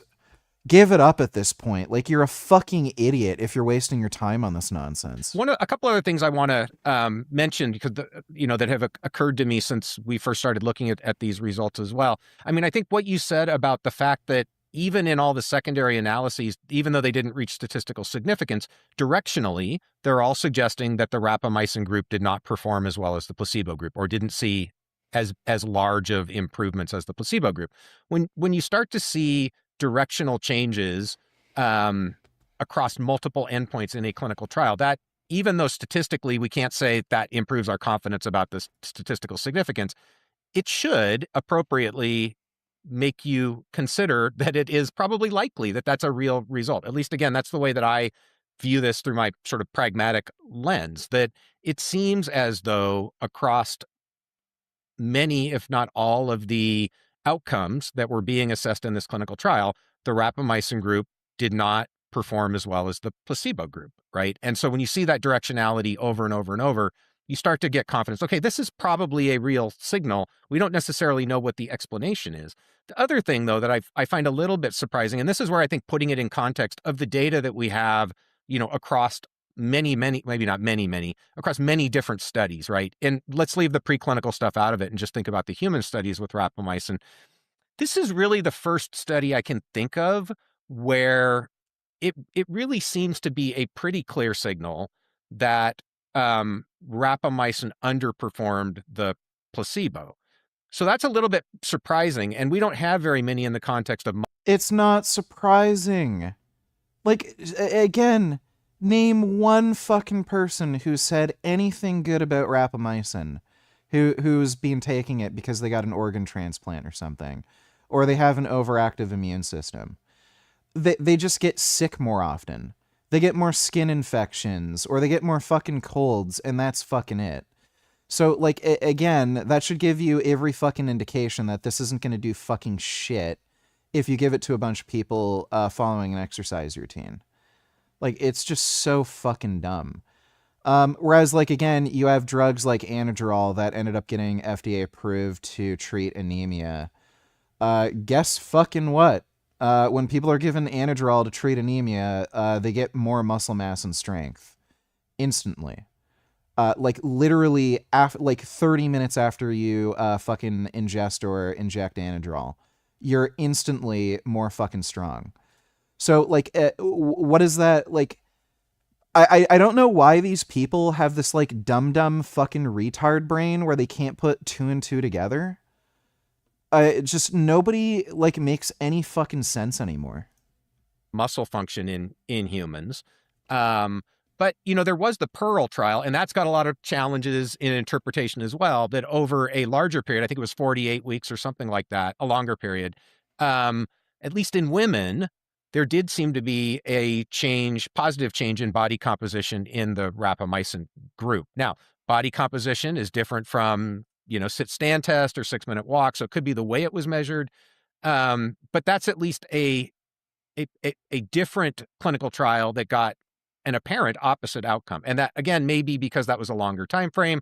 Dosing was different. We can talk about dosing, because I think that's a leading hypothesis here, is that this dose was probably higher than optimal, at least for these particular outcomes over this time frame.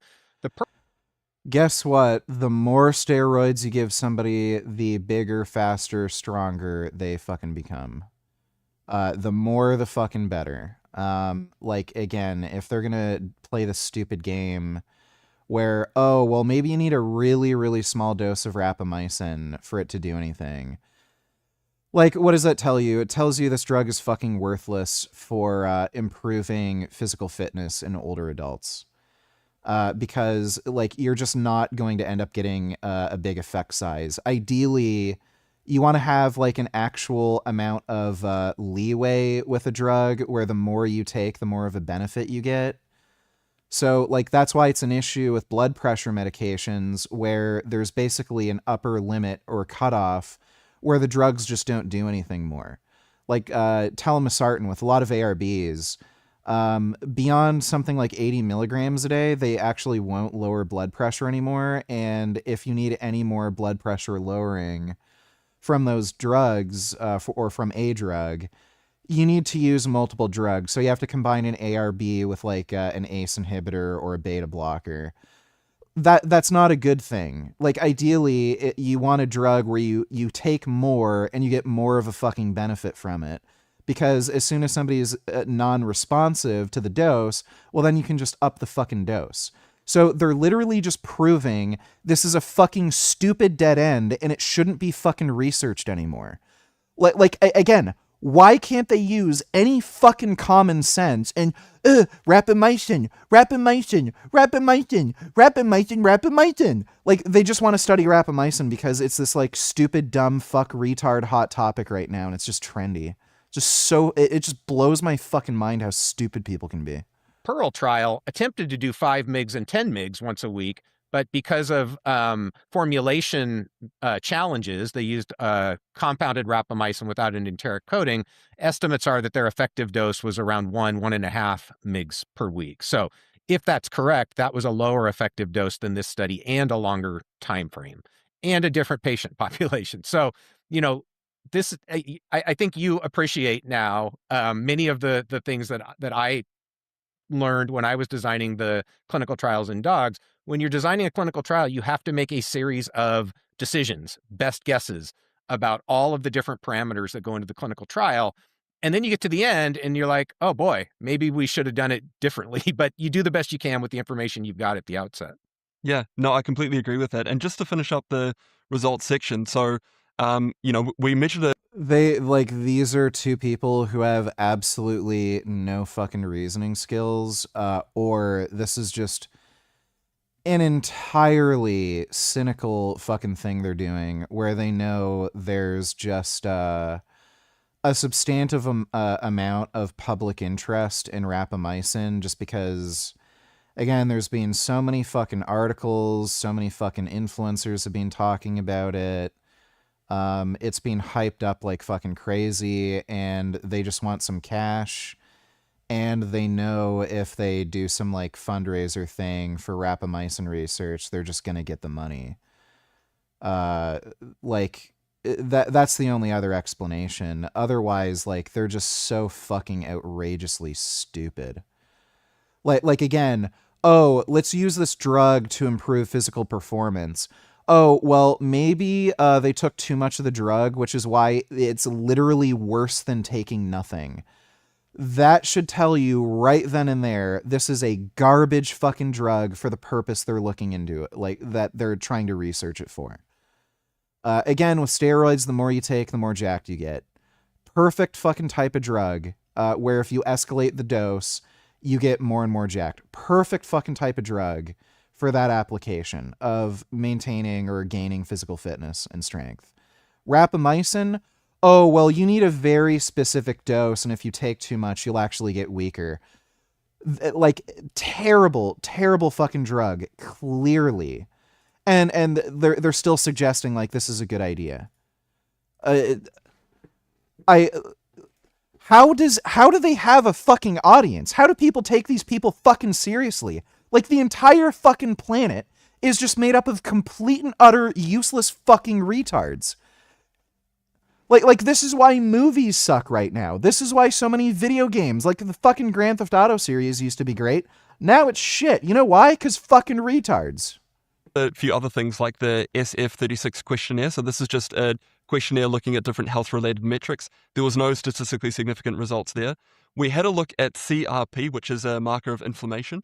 Now, with this, I did just want to spend a bit of time on this because you'd expect that with rapamycin, that should overall lower inflammation, whereas we saw the opposite. But this was a bit of noise in the data because there were two outliers in the treatment group, and they had both marked elevations of CRP. And CRP can go up for a variety of different reasons. If you've got, well, they're fucking old, so...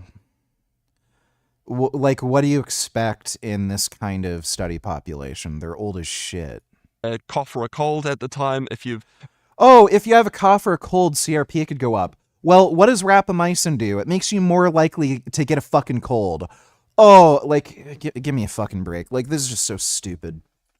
Banged your knee, if you've, done something like that, your CRP can go up. So I don't think that, people should overinterpret the CRP rise within the sirolimus arm, because, again, I think that's just noise. We had a look at, safety and adverse events. Do you see how fucking hard they're trying to defend rapamycin? Like, so ridiculously hard, trying to come up with every fucking excuse, every rationalization to, like, oh, well, maybe we could do the study differently. Maybe we could use a different dose. Well, don't look into the fucking data too much. It could have just been noise. Maybe it didn't last long enough. Like, who knows? Like, oh, it wasn't statistically significant, so it could have gone the other way. Like, everything they fucking can to justify looking into rapamycin more when it's clearly a fucking garbage drug, even by just their own reasoning. Again, these people admitted, well, maybe they took too much. Maybe you need a lower dose. By their own fucking reason, this drug is absolutely garbage and trash for the application that they were using it for the study. Overall, there were a higher number of adverse events in the sirolimus arm compared to the placebo arm, but most of these were just they were to do with muscle aches and pains from from the exercise protocol. So they had a hypothesis that you might have muscle cells that have like bad components, and rapamycin will help flush out those bad components. And then what happens? The rapamycin group had more muscle aches and pains, even though, again, their intention was to try to improve like muscle quality, endurance, strength, and all this shit. What does it fucking do? It gives you more aches and pains. Oh, yeah. What a great drug, right? We got to research this more. Everybody who takes it gets more fucking sick and complains about side effects. The fucking big anti-aging guy who's a fucking mega millionaire who could take any fucking drug he wants, has a big team of fucking doctors working for him, stopped taking rapamycin because it was fucking dog shit and it was like actually aging him and making him more prone to get sick. Let's study rapamycin. Rapamycin might be good. Maybe we just need to use a different dose. Rapamycin, give me money for rapamycin. Like, this is just fucking, like, I think it's clear. They're just grifting. They just want to try to sucker people out of more fucking money so they can just do more fucking garbage research on a garbage drug and waste their fucking time. So again, I don't think that we should necessarily overinterpret this. Sleepy, don't tell others, imagine being this dumb. Oh yeah, he's really fucking stupid. your diet like today? I usually start with raw dairy in the morning. Okay, yeah. Like raw milk, raw cheese. Oh, weird. The short, skinny, weak, frail, fucktard-looking dipshit eats like crap. What a surprise. Raw butter. Yeah, raw dairy in the morning. Usually, I'll have like some sort of maybe like cooked meat. I'm not always eating raw meat, obviously. Yeah, me neither. I'm doing like cooked meat too. Maybe just like some ground beef or something before I go into work. And then at work, I try. I just, like, what is this doing for them? All of these people, none of them are particularly interested in physical fitness. None of them. Because if they were, you know exactly what would fucking happen. They'd notice their performance in the gym would go down. They'd feel like shit. They'd get digestive problems because they have to eat more because of the exercise. Like, these are unfit, untrained, not particularly well-motivated people who can get away with eating like this for a period of time because, like, they're not doing anything. They're just sitting around doing jack shit. Try to pack something healthy. Sometimes it is kind of hard, and like I will admit, like my diet isn't perfect. I still eat like chips sometimes or like some slop. I'm not gonna lie, but yeah, that's pretty much it. Like something healthy in the morning, some dairy, meat. Pack something for lunch, usually like a burrito or something like chorizo, something like that. And then I come back home, probably like sometimes I have like a steak and then more like raw dairy to like finish the night off. Yeah, and then, that's fire, dude. What do you eat? Like, what is like your diet like today? Well, there you go. Oh, his diet is like that? The short, skinny, fucking twink dipshit who doesn't even look like he can do 5 push-ups? Oh, I gotta try, right? Like, it's... I don't know. Just dumbasses. Thanks for the donation, Sleepy. The one thing that is of note is that there was a hospitalization that occurred when we were doing the study. So there was one particular patient who took 1 dose of sirolimus, and I think a few days later, they ended up in hospital with pneumonia. Now, it's a bit unclear looking through the records whether the person was actually feeling unwell before they started taking the study drug or not. But again, it's just important to note. And since this is such a small study, again, I don't think that people should be necessarily over-interpreting this in terms of let those me just events. For people who may not be rapamycin aficionados, though, right? The reason that's suggestive, of course, is because rapamycin is used in organ transplant patients as an immunosuppressant.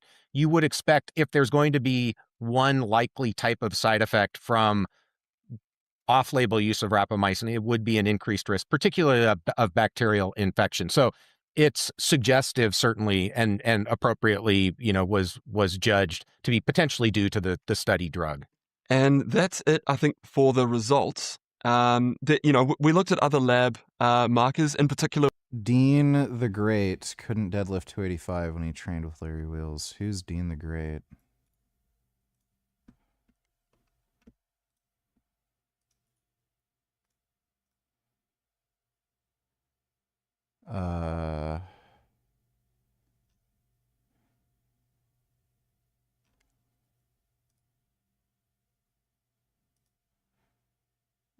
What the fuck?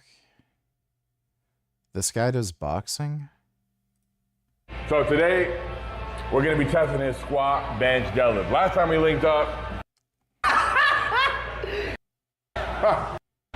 Yep. Okay, well, look at this guy's legs. I mean, I have fucked up knees. I almost had my left leg amputated, and I swear my legs have never been that skinny. After getting, what was it? 3 fucking surgeries? Like, the one surgery to fix the patellar dislocation, then getting an infection, then getting 2 more surgeries to flush out the infected fluid, being bedridden for 3 months, not even being able to, like, walk or put any real weight on the fucking leg. After all that, my legs were not as skinny as his. So, like, no shit, the guy can't even deadlift 285. Throw it back a bit more, man. I'm gonna show y'all niggas. Bitch, I can lift too, nigga. Nigga, what I'm saying? Yeah, this is as low tier god would say, a rog. All right. This is. Yeah, I don't like this guy already. Just total fucking ratchet ass faggot. Is 135. This is your body weight right here, man. It is. We've already looked at the shooting at Trump's correspondence dinner. This is all you. It's my body weight right here. Yep. Deeper, man, deeper. I want Damn, you nigga, deeper. how Come on, much D. low you want me to go, nigga? Bro, deeper, bro. Oh, half a... Dude, if that guy kept saying nigger around me, I'd be like, how about you just leave? Sleepy, donate $2. I don't understand why vegans are opposed to this. What's your perspective? This is probably going to be annoying. This isn't loading.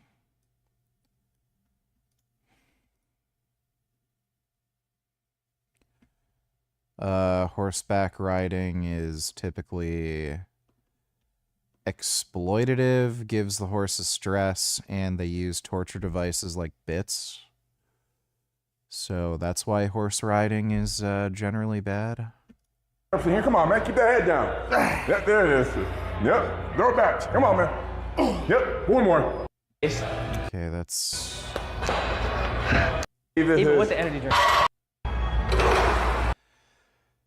Dude, Larry Wheels must be down bad for money if he's wasting his time with fucktards like this. Hey, man, dick all in my face, bruh. What's wrong with that? Yo, dick in my mouth. Like, I haven't gotten desperate enough for money to ever waste my time with fucking losers like this. 85. Stand on that. Bitch. Sweat market. I wanted to show them how. Bitch. Whoever. Just show them.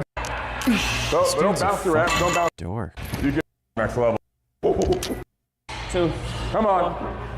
Come on, D. Let's get it. Pull. You pulling? I think I just shit myself. Heavy? That is one of the most annoying fucking ratchet ass dipshits I've ever fucking seen in my life. Holy shit. So we were looking at things like HbA1c, which is a marker of your last 3 months blood sugar levels, and there was a slight increase in the sirolimus group compared to placebo that did reach statistical significance, but the clinical difference is so small that to me, if I was looking at this as a GP, you know, and sorry, these are in New Zealand or UK units, the difference is so small that to me it doesn't actually have a clinical relevance to the patient's health. So yeah, I was actually quite relieved when I saw these safety lab results. Matt, did you have any sort of comments about these? Yeah, I was just going to say again, I think glucoregulatory homeostasis is one of the common side effects in organ transplant patients that is perturbed by rapamycin. So if, again, we were going to see side effects, we would expect it to be lipids or things like A1C, insulin sensitivity. Again, this is suggestive that there probably were modest effects of rapamycin in this population on glucose homeostasis, potentially insulin sensitivity. So again, I view the entire trial.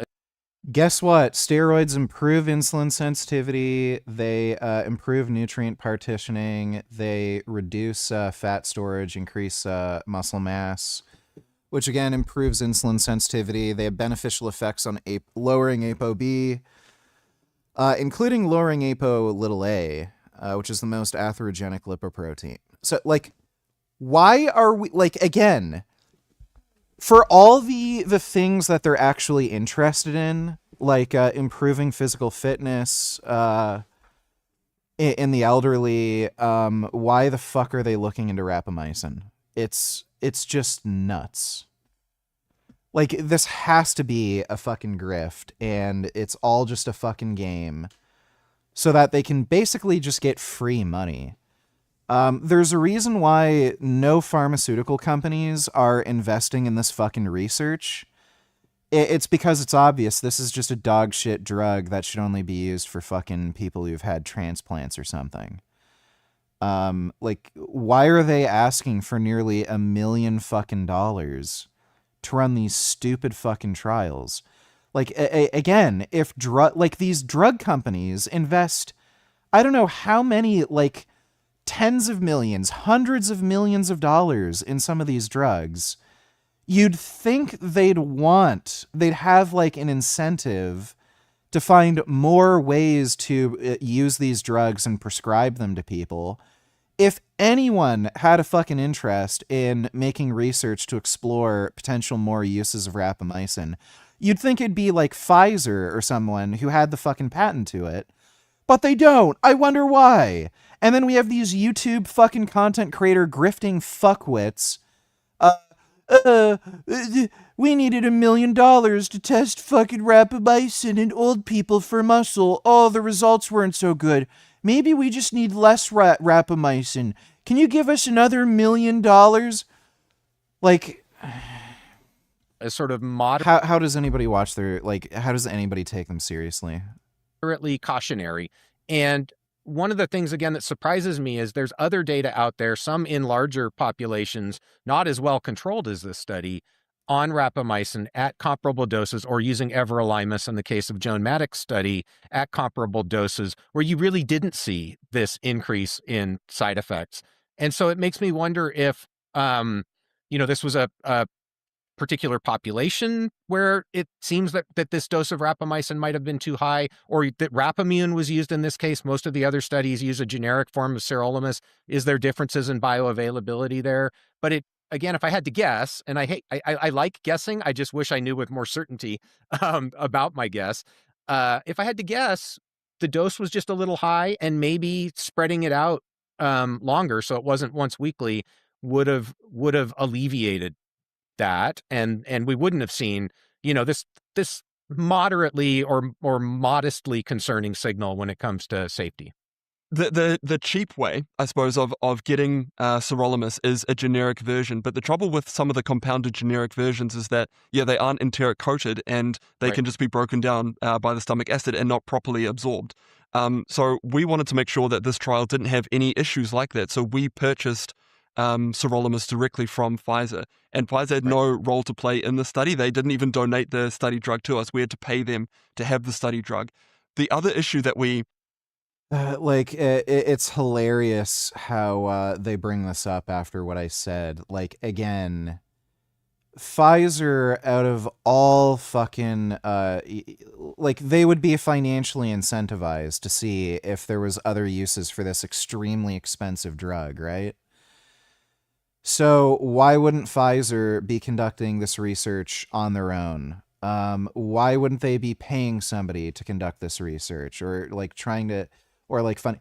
It's because they know it's fucking stupid. It's like, buy our fucking drug. Haha, waste your money, fucktards. Yeah, we just made like fucking tens of thousands of dollars off these fucking idiots doing this stupid fucking study. Cha-ching. Like, then encountered is that nobody can you think. You can't crack open these capsules, because if you do, then again the stomach acid will just get into those capsules, break them down, and you won't actually absorb the rapamycin. So what we had to do, there's also no matching placebo. So what we had to do is we had to get these triangle capsules and tablets, and we had to put them into larger capsules and then fill the gaps with cellulose.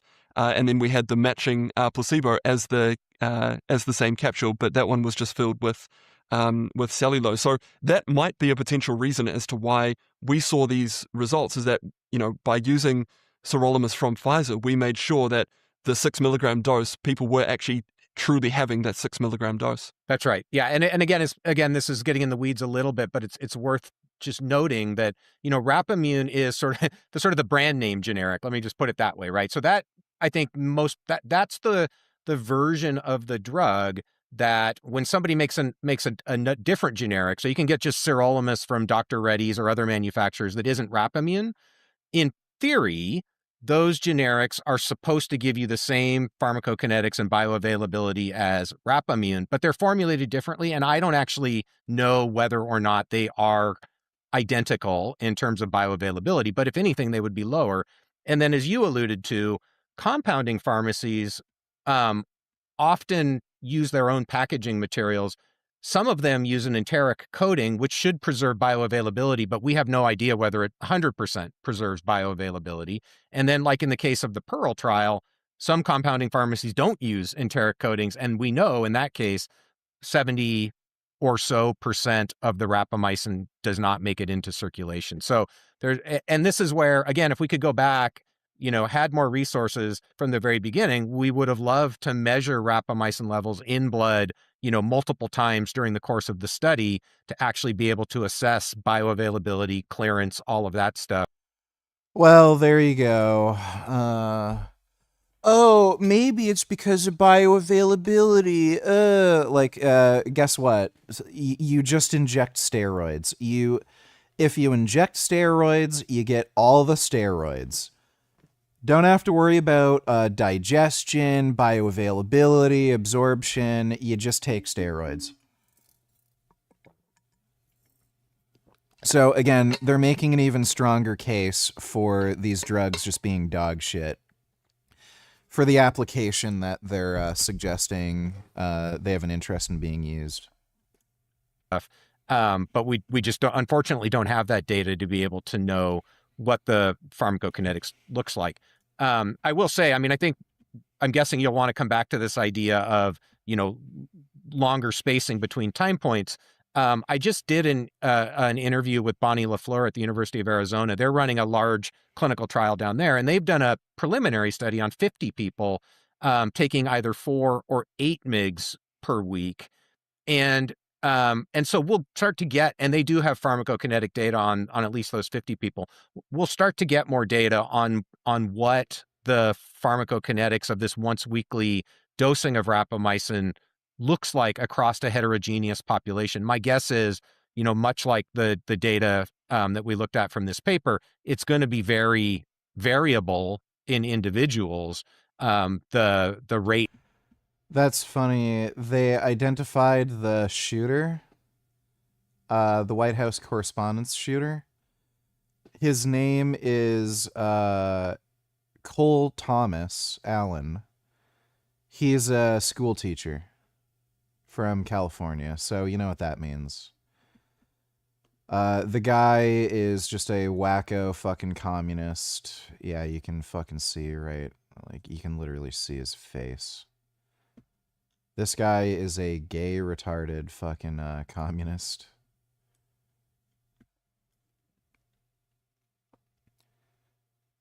Probably one of these, like, pro fucking Palestine fucktards. So, just a gay retard. At which rapamycin is cleared, at least from blood or from serum. Which kind of brings us on to the discussion section of the study. So, again, so I'm just going to read this because I think it's important. Contrary to the cycling hypothesis, so this, again, that's the hypothesis where we were hoping to have periods of time where we're switching mTOR off by taking rapamycin, and then separate periods of time where we're trying to switch mTOR on by through exercise. Can I just add one thing there? I would frame it as we're trying to turn down mTOR, not off. Yes. I just because I think too often people think, I know but a lot of people think it's an on-off not binary. switch. It's a volume dial. Yeah. Correct. Yeah. So in the study, we found no evidence of benefit. Instead, the sensitivity analysis revealed statistically significant blunting of functional gains in the sirolimus arm. And again, I do want to preface that and agree with what you're saying, Matt, that we mustn't necessarily overinterpret that. We've talked about, sort of the context and comparison with previous studies, in particular the Pearl study. What I sort of wanted to talk about is a bit of the mechanistic explanations. So, in terms of why we saw these results. So, in the paper, we said the failure to achieve the best of both worlds effect, which again was trying to have separate we've just talked about this, but the cycling hypothesis where we're switching down mTOR and then switching it up with exercise. I don't think we quite nailed that balance in the study. So even though we dosed sirolimus 24 hours after the final weekly exercise session, so remember people were exercising on day 1, day 3, day 5, and then they were taking the sirolimus. In the data that we do have, and Matt, maybe you want to talk about this, but the half-life of sirolimus is roughly 62 hours, which may have meant that there was some sirolimus still within the system, within the body system, during, the first or even second exercise session. So on day 1 and day 3. Now, Matt, I know that you've got some ideas and thoughts around that half-life number there. So did you want to sort of expand on that? Sure. Yeah. Well, I think the way I would describe it is most of the data we have on pharmacokinetics of rapamycin come from studies of organ transplant patients. There are other patient populations where rapamycin has been used, but the vast majority of data comes from organ transplant patients who are taking several milligrams every day, right? And so in that context, what happens is you rapidly build up a steady state level of rapamycin in the blood. And so then what you're actually measuring with this 62. The other thing, I suppose, is that even if as you were saying, it seems likely that most, if not all, of the sirolimus is out of the system with before the next weekly dose, but we don't really know what happens at day 2 or day 3. And if there's still sirolimus within the system at day 2 or day 3, then that would have potentially impacted the benefits of exercise on that day 1 exercise day.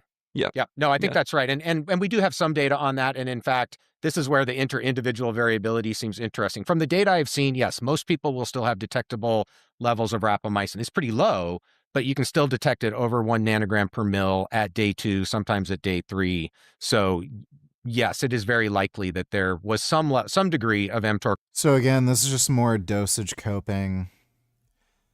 Again, if this drug is going to be used for increasing muscle mass and strength, huge fucking problem that escalating dose makes you lose muscle and strength. Huge. Or attenuates increases in strength or muscle mass. Like, what's the point? Why, in implications for future research, in the we need future research, right? Explore regimens that lengthen time between doses. Like, again, a drug that you want to use to increase muscle mass where it requires lower and lower doses to have any benefit. What sense does that make? Just fucking stupid. Like, fuck you. These people are grifting cocksuckers who just want to suck a bunch of money from a bunch of people so that they can make worthless fucking videos and get paid to help conduct some of this worthless fucking research. And just, like, it's all a grift. It's just money and fucking horse shit. That's all it fucking is. That's just pathetic. So fucking stupid, it blows my mind. Fucking assholes.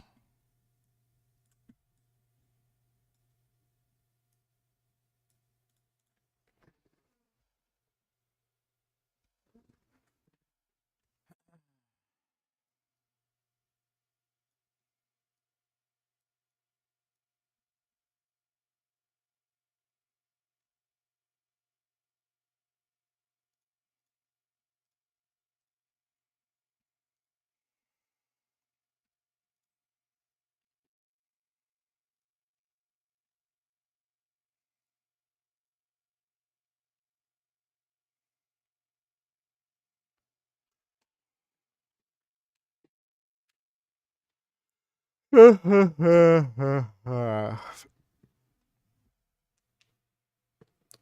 my god. Oh.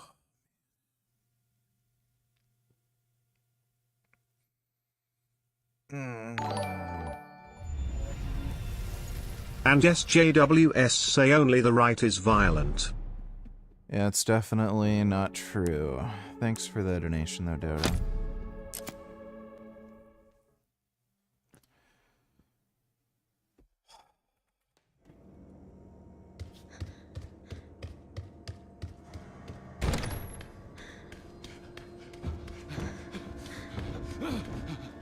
Stay away. Stay away! Get back! Don't come any closer! What was that?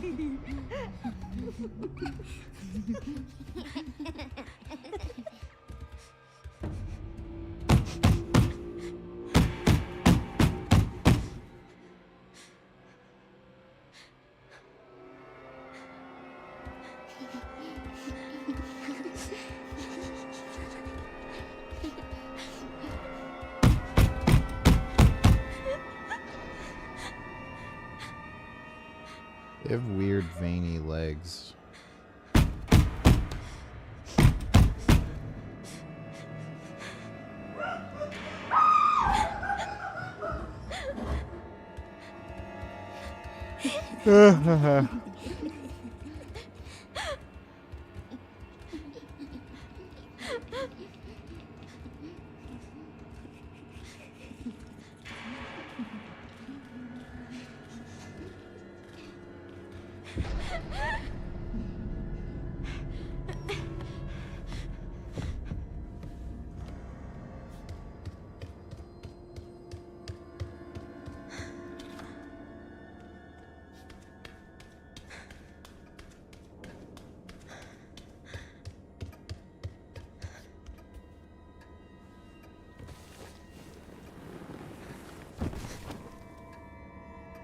He's not moving.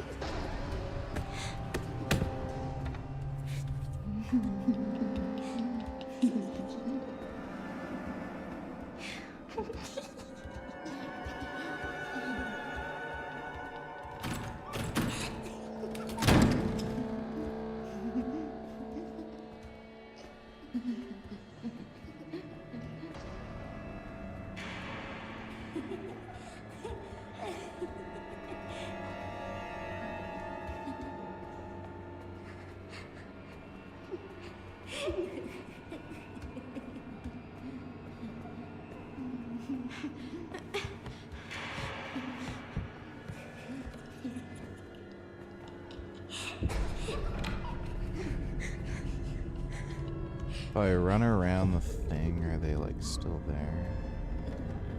Or they wait long enough?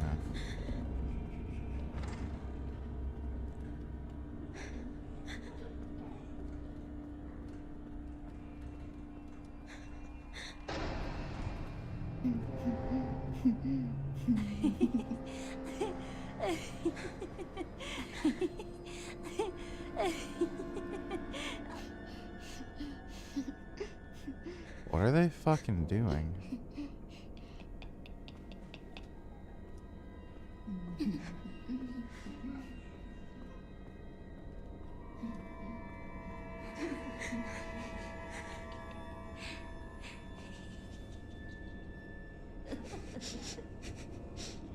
Yeah, I thought so too. The kid's voice sounds too mature. What the fuck is this?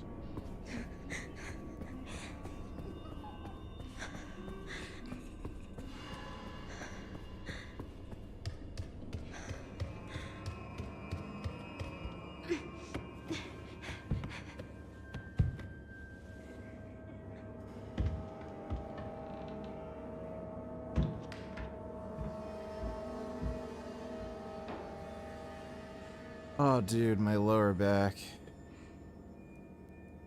Oh.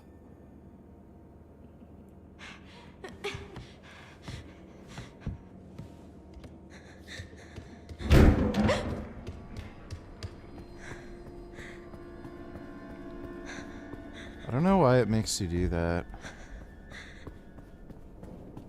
It's kind of weird.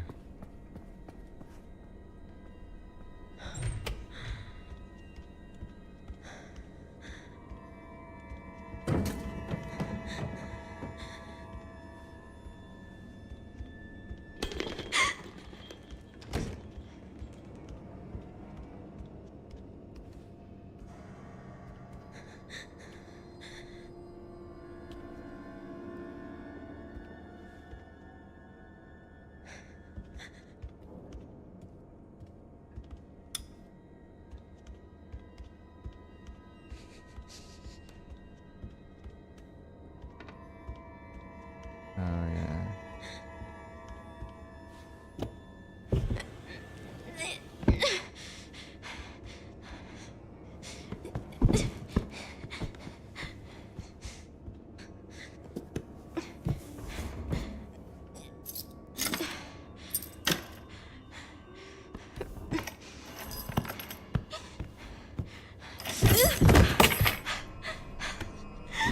Stupid ass kid.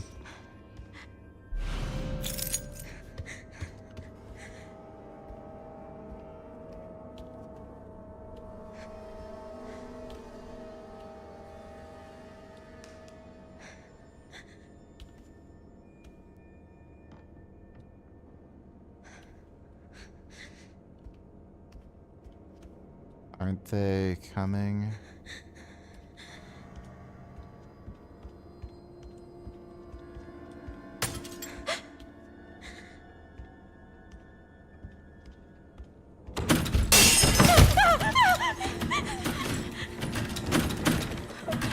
What do I do? What do I do?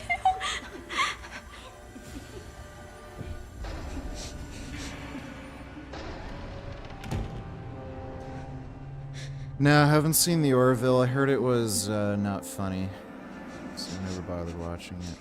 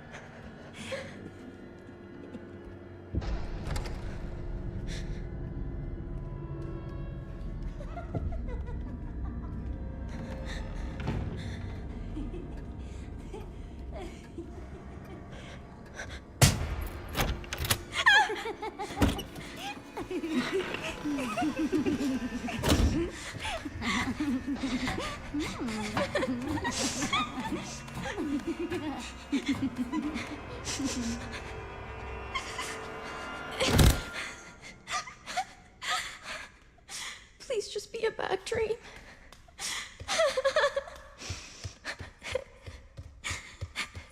What? Why did they?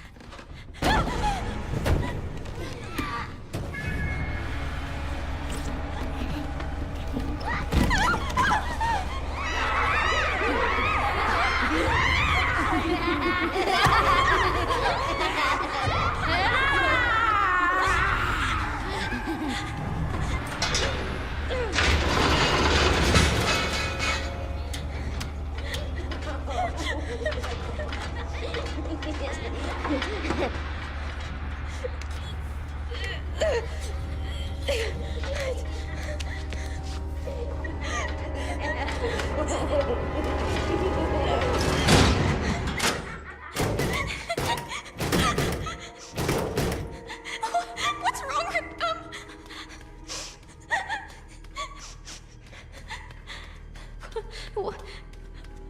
What is this place?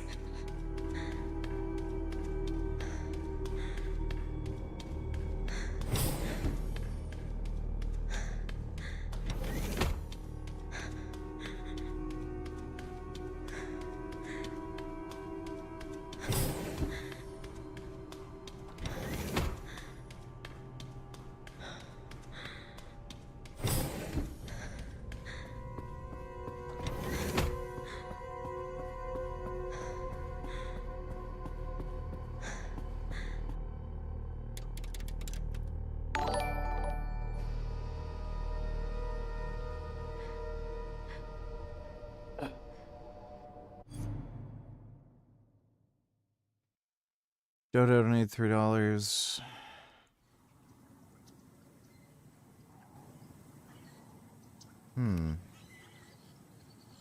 It's your gator babies.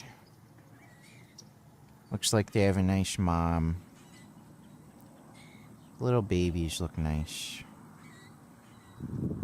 Oh, the little mom loves your babies. That's a good gator mom. That's nice. Look at the little babies having fun, swimming around.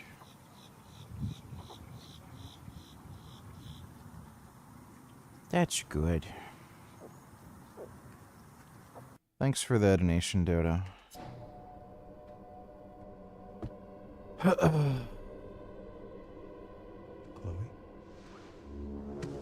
Is that how I...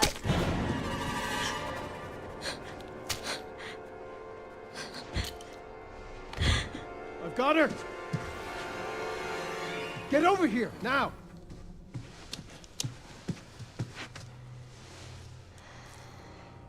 She's showing symptoms, too. We need to get rid of her.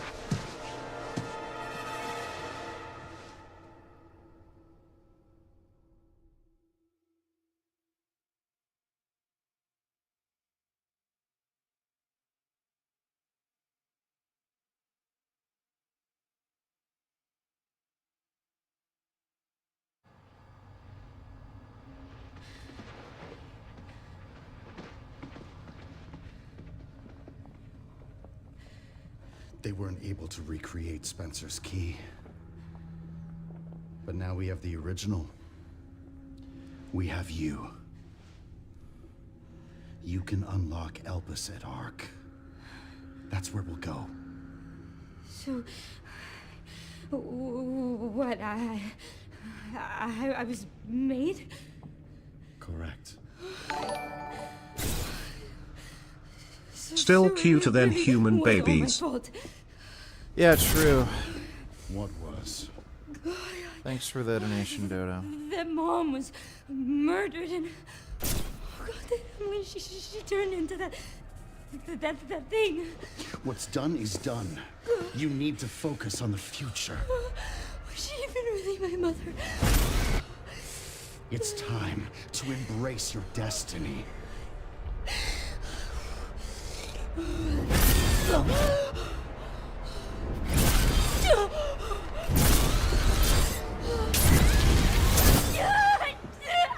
Chris!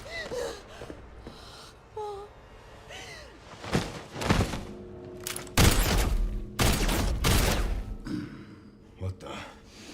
Mr. Kennedy, I had a feeling you'd make an appearance. Sorry, but I don't have time to spare.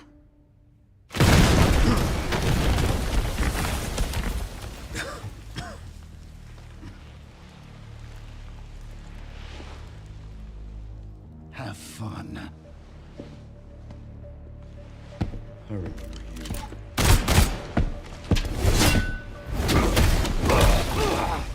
Oh, God. I remember that, too.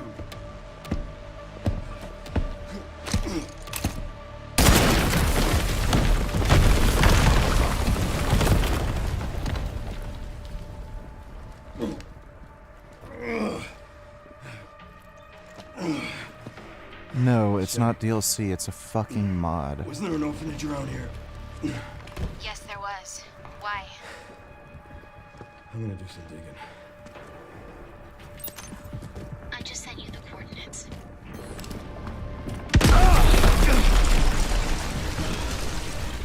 I don't have time to deal You with can't this. stun him with a Requiem, right?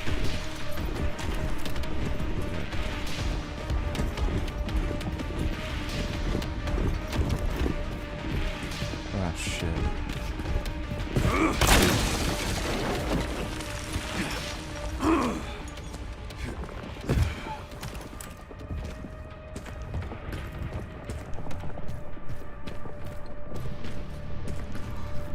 Oh, crap.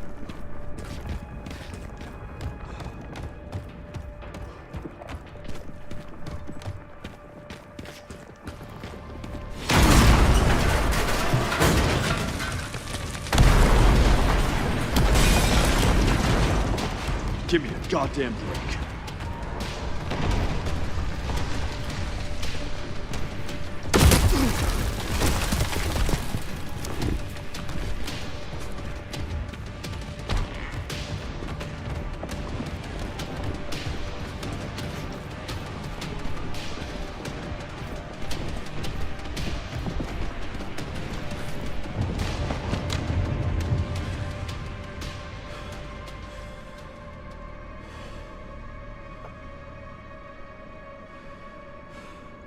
Everything all right, Leon? Yeah. I'm good.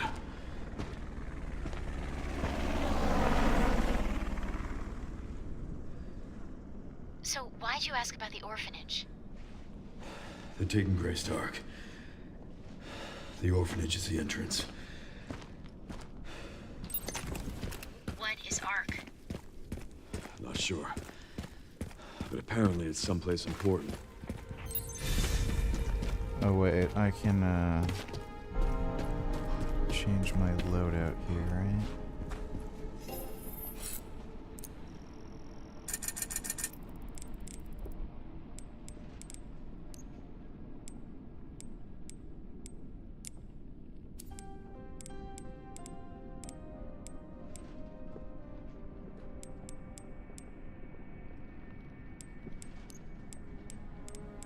Yeah. Yeah.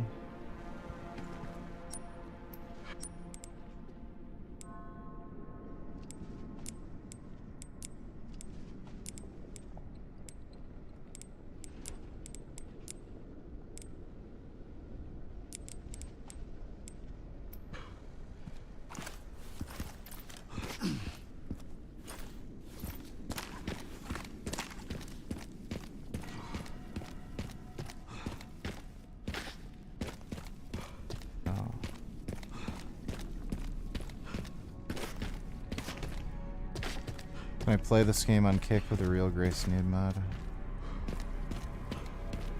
Do they allow for video game nudity? I'm not sure exactly what YouTube's policies are with video game nudity because you can play Cyberpunk and there's plenty of nudity in that game. Like right from the very beginning, you see vaginas and penis and everything. So, hasn't changed. I don't know what their whole deal is.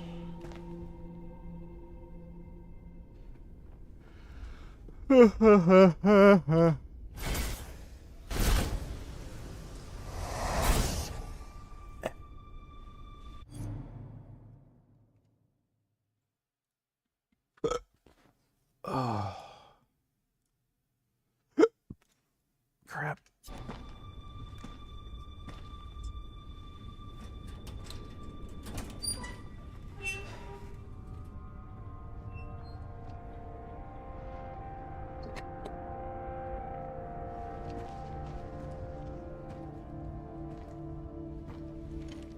Terminate.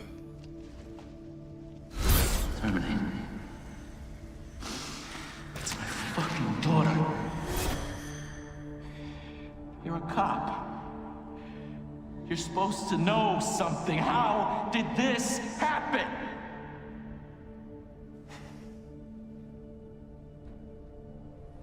Those fucking things outside. What they did to us.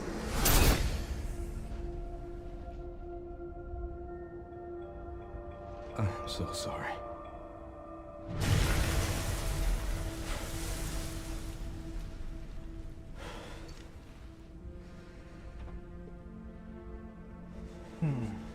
Never again.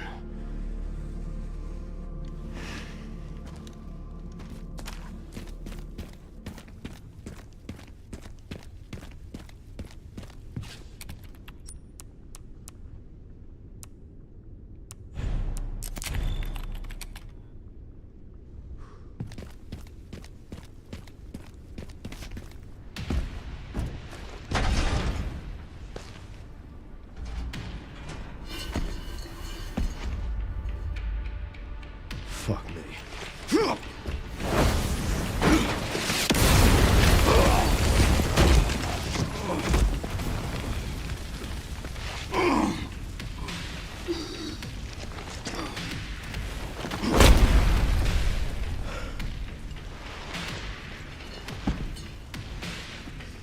I couldn't save them.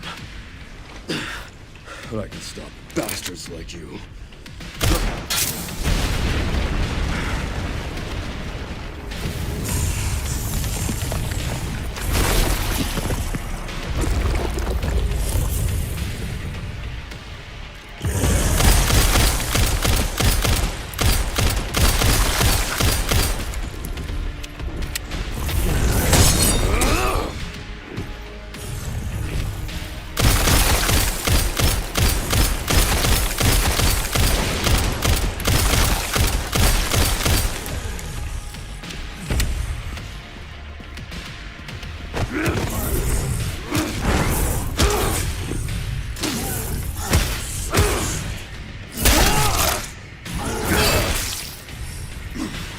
Die, you son of a bitch.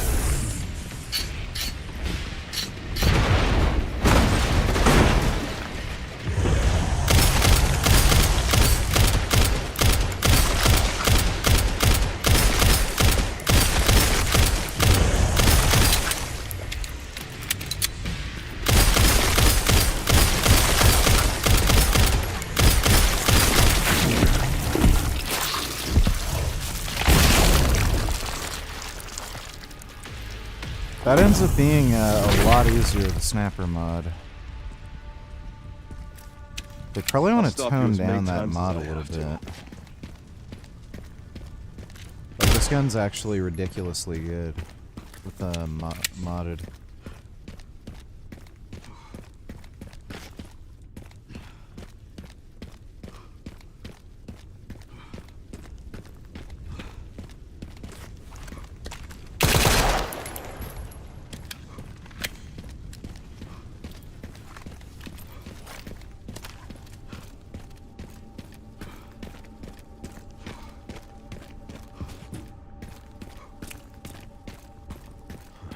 Made it.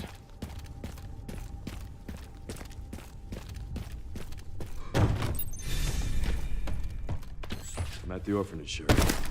There's not much left of it. Heading underground to look for Grace. Understood.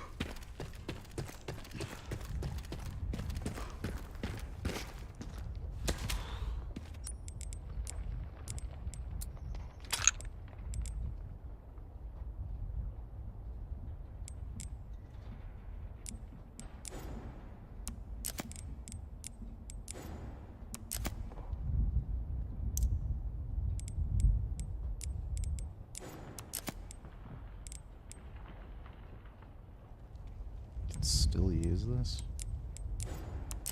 What would you use that for?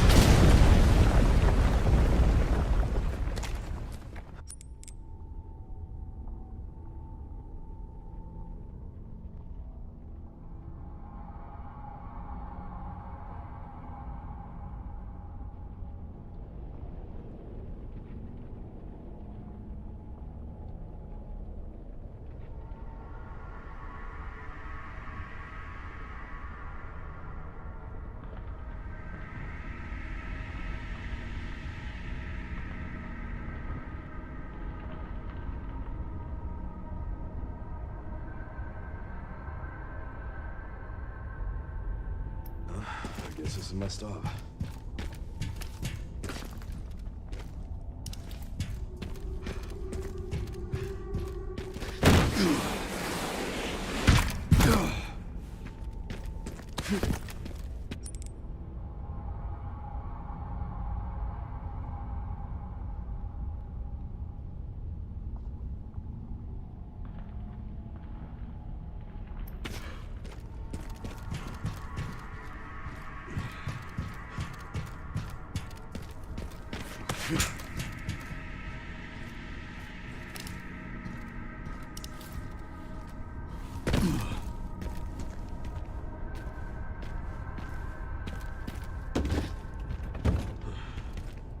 BSAA left something behind.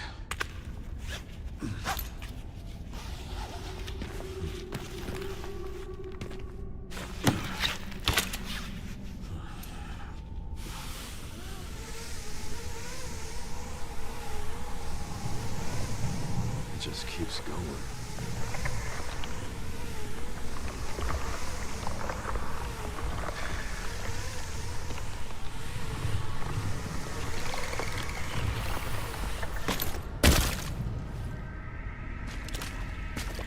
Finally reached the bottom. This is one very deep hole. The perfect place to hide something.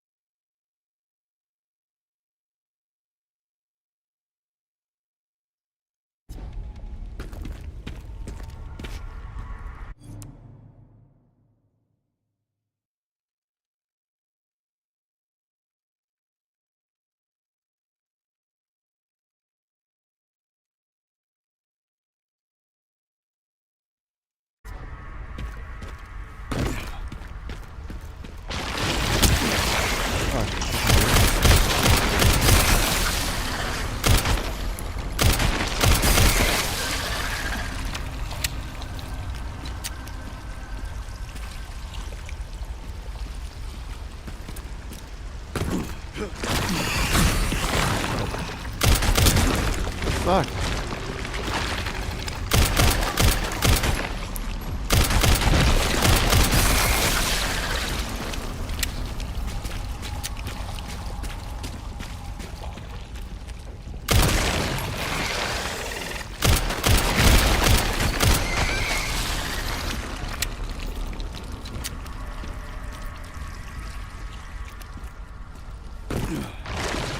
This file's really over there for me.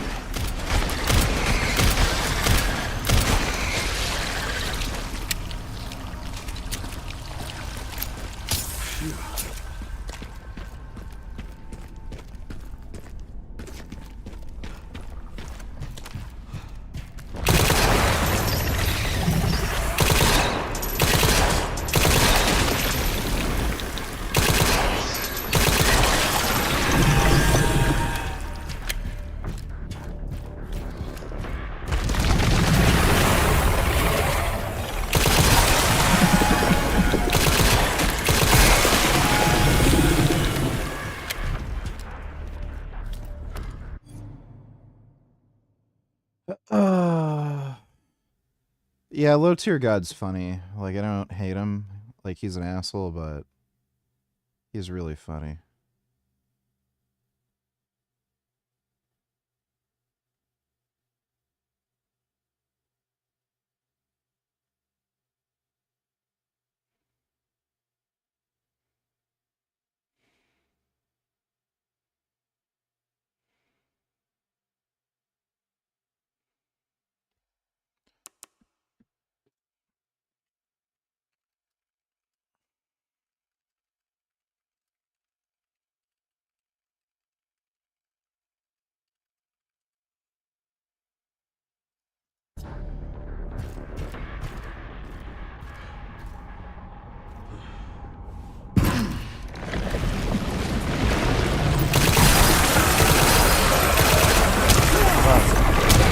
Fuck. Oh my god, I couldn't even see him. Great.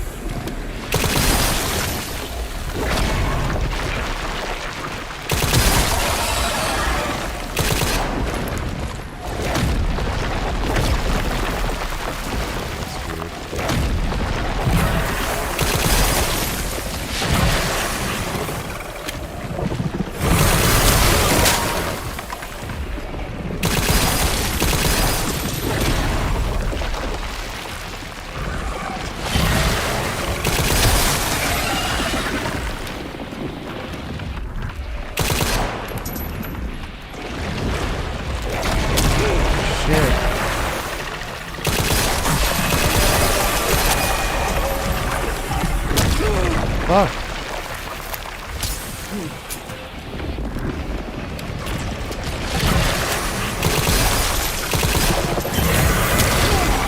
So, like, can you parry it or not?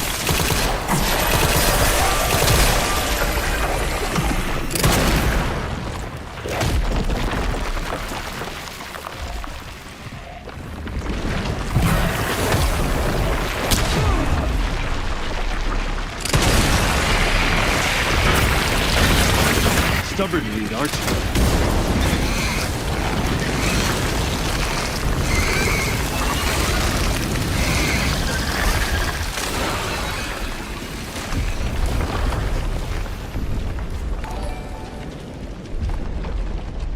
Do you think the fascists will be taking over the planet soon?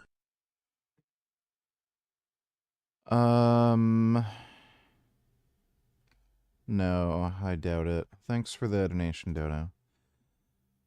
Why is Low Tier God an asshole?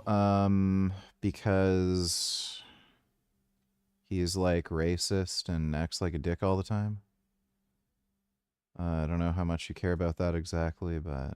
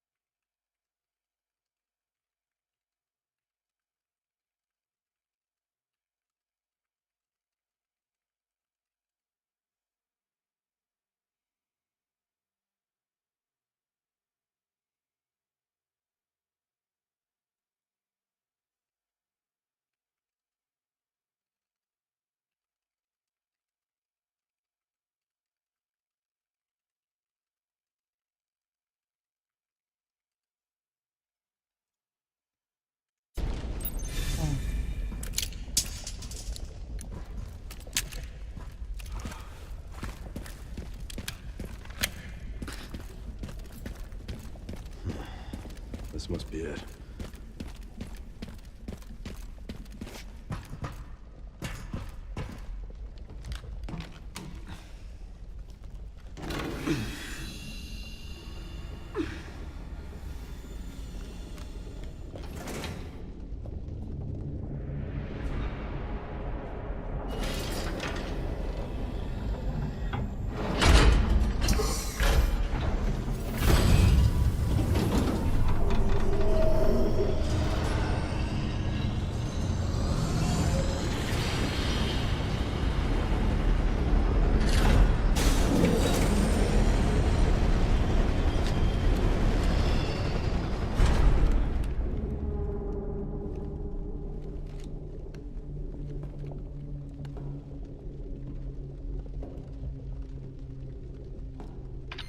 Sherry, I found some kind of massive facility. What do you think it is? I'm seeing supplies with the logos of the usual suspects. Well, whatever it is, clearly wasn't meant to be found. Yeah. You're telling me.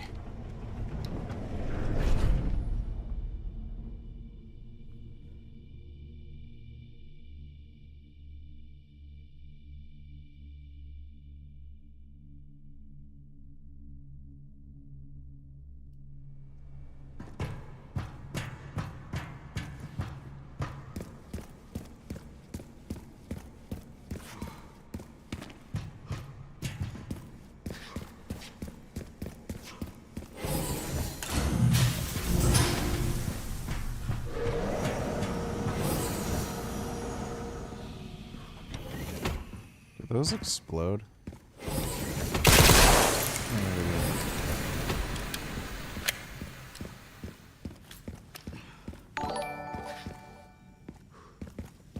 This is an image from the year 2083 when Gig the Bluger upgrades his sex robot, and this is when Penn gets his consciousness uploaded into the robot.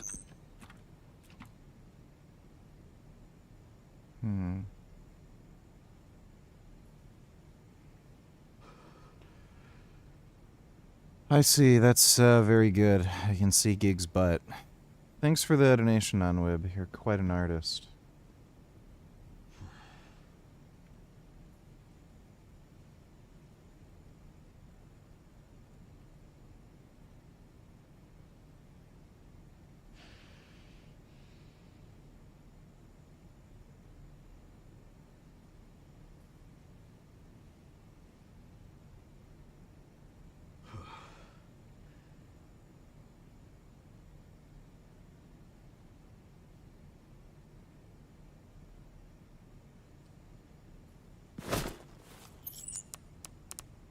Oh, it already saved, right?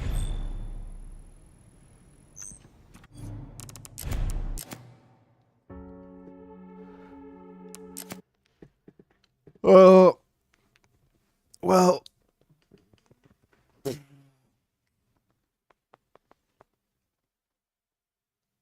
Uh, uh, uh,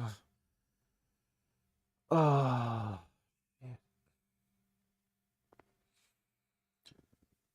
Oh my god.